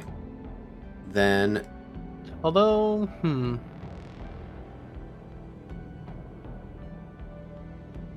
So this is the assigning hits phase. After this, if anybody announced a retreat, then they would retreat. If, for instance, purple had called for a retreat, they could then retreat to any system that they have units in that isn't activated, I think. Okay, hold on. I will instead just drop a single fighter and drop a carrier that's carrying the 4 infantry. Okay. Because it doesn't particularly matter in this specific case. Yeah. I always just forget the specifics about retreating, but I'll just say for now that there's particulars as to where you can retreat. You would have to retreat to a system that you own, I think, or a system where you have ships. And then you activate the system by using a triangle from your supply, not from your pools of tokens, but from your supply. It basically shuts down that ship from when it leaves. So, we do another combat round. We go to the beginning, and we say, anti-fighter barrage doesn't happen again. It only happens at the very beginning of space combat. But now we can go back to the beginning and say, does anybody want to retreat, now that a round has happened? And if nobody still wants to retreat, we still keep going, and we do another space combat. So you can now just click the space combat buttons once more, assuming they've been updated. 3 hits for purple. 4 hits for blue. Okay, now sacrifice ships by assigning hits. Keep in mind that blue, you can sustain damage on your dreadnought and your flagship, which means that you can flip them over and they won't die, but they'll absorb a hit.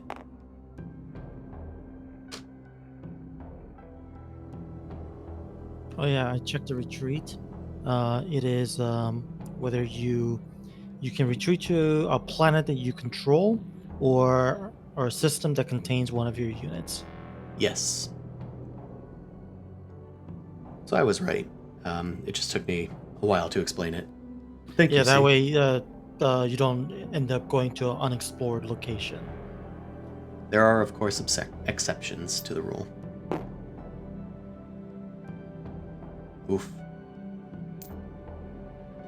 So it looks like purple might want to retreat.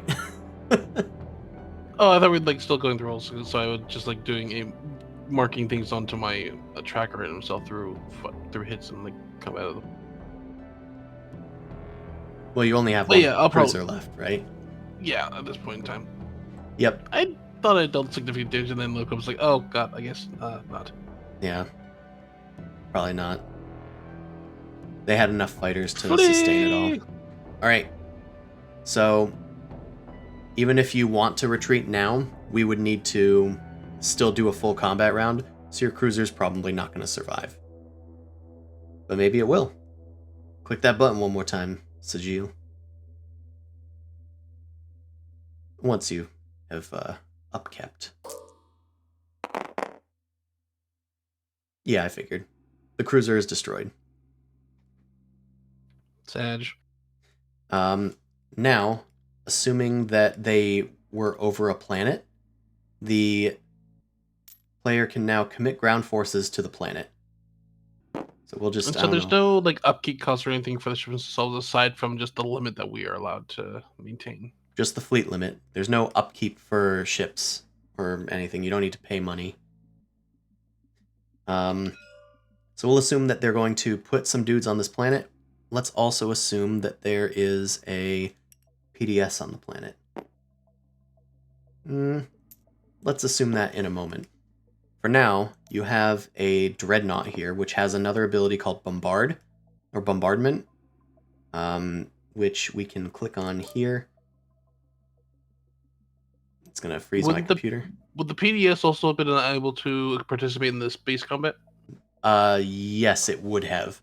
The PDS shoots one time whenever enemy ships move into its hex. Gotcha. But for now, we're just going to assume that this planet... As the barrage. What is it? Was it the same manner as the barrage? In the same manner as the anti-fighter barrage, yeah. So bombardment is the Dreadnought attacks the planet. If there were any dudes on the planet... Oh, well, let's assume that as well. Hold on. We will assume that there was maybe a dude on the planet. Maybe two dudes on the planet. Your Dreadnought scored one hit with bombardment, which means that they would need to sacrifice one of their infantry on the planet. And then the infantry would come down, and then they would just punch each other until they die. And infantry all have the same like stats and everything. So it's mostly luck, and mostly numbers. For instance, 2 hits, that would mean you have won the planet. If they have any structures on the planet, you destroy them all.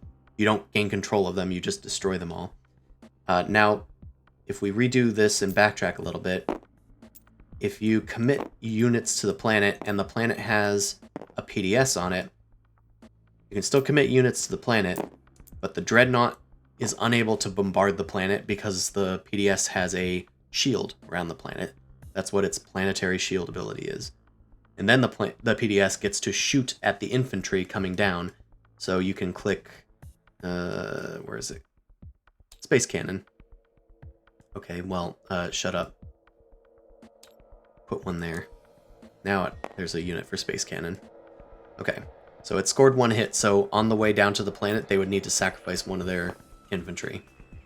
And then they land on the planet, and then they fight until they die. And then if they kill the purple, then they eradicate all the purple units. And then win the planet again. And that seems very brutalistic. What if they just wanted to be absorbed into society? I think there's an exception to that rule. I think somebody can take thingies, but I don't recall. And if you won the planet, like you took somebody's planet, you would take their planet card, and you take it from them and put it into your planets. If it wasn't exhausted, then it's not exhausted. If it is exhausted, then it stays exhausted. That's neat. Yeah, so you could steal somebody's planet just for the resources, if the timing is right. And that's that. That's Twilight Imperium. 4 hours. Yeah.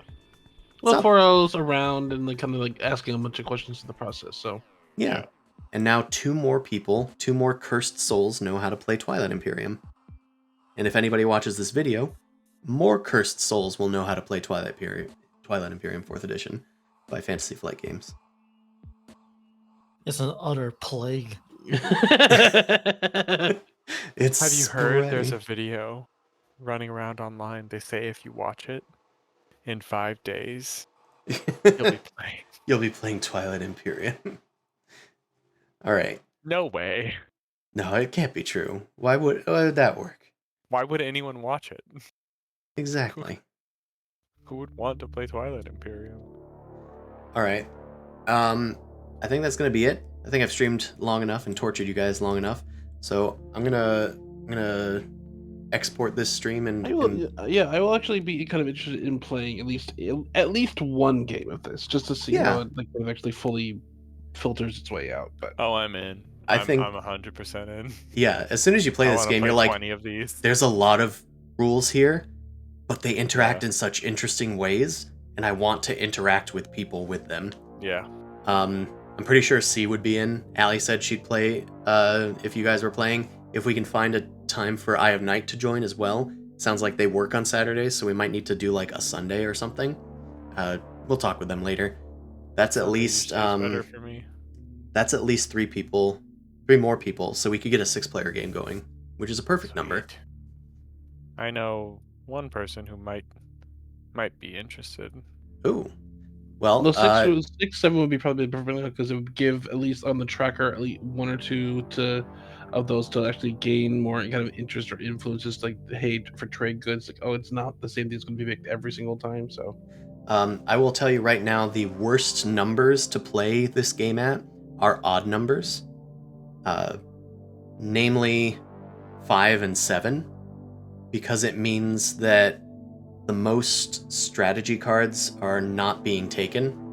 At 7, it means one of them is not being taken every round, which is awful. It's not that awful, but it's still annoying because it's like, that one didn't get picked. But at 5 players, 3 strategy cards are not being played every round, which is egregious to the game, and it slows it to a grinding halt. You never want to play Twilight Imperium at 5 players. Also, it makes the board look stupid, because you have to put out these weird teleportation things that kind of like erase. I don't know, I'll show you after. Anyway. It makes it so everything is the same spaces. Yeah. It like collapses space on one corner of the board so that the 2 farthest people are a little bit closer to each other. I'll show you what it looks like in a bit, but for now, I think we're gonna go raid somebody. Thanks everybody for watching. You guys will be able to watch us not play this, but play a Genesis RPG game in the Twilight Imperium setting every Sunday at 8 p.m. Eastern Standard Time. And I also stream other stuff during the week, but that's usually on a random basis, but usually Thursdays. Let's go raid somebody, and we will see you next time. Good night, everyone. bye. Ooh, somebody's playing Bye-bye. Stellaris. This might actually be a Perfect. good game to go into. I need to make sure I'm spelling this name correctly. Also, did not. 1v1 games are unplayable. Oh, because, yeah. certain factions really want to negotiate and trade, and you can't do that as a last man. Yeah, there's too many mechanics that rely on other people to happen and occur. There's a mod for it called Princess Mod.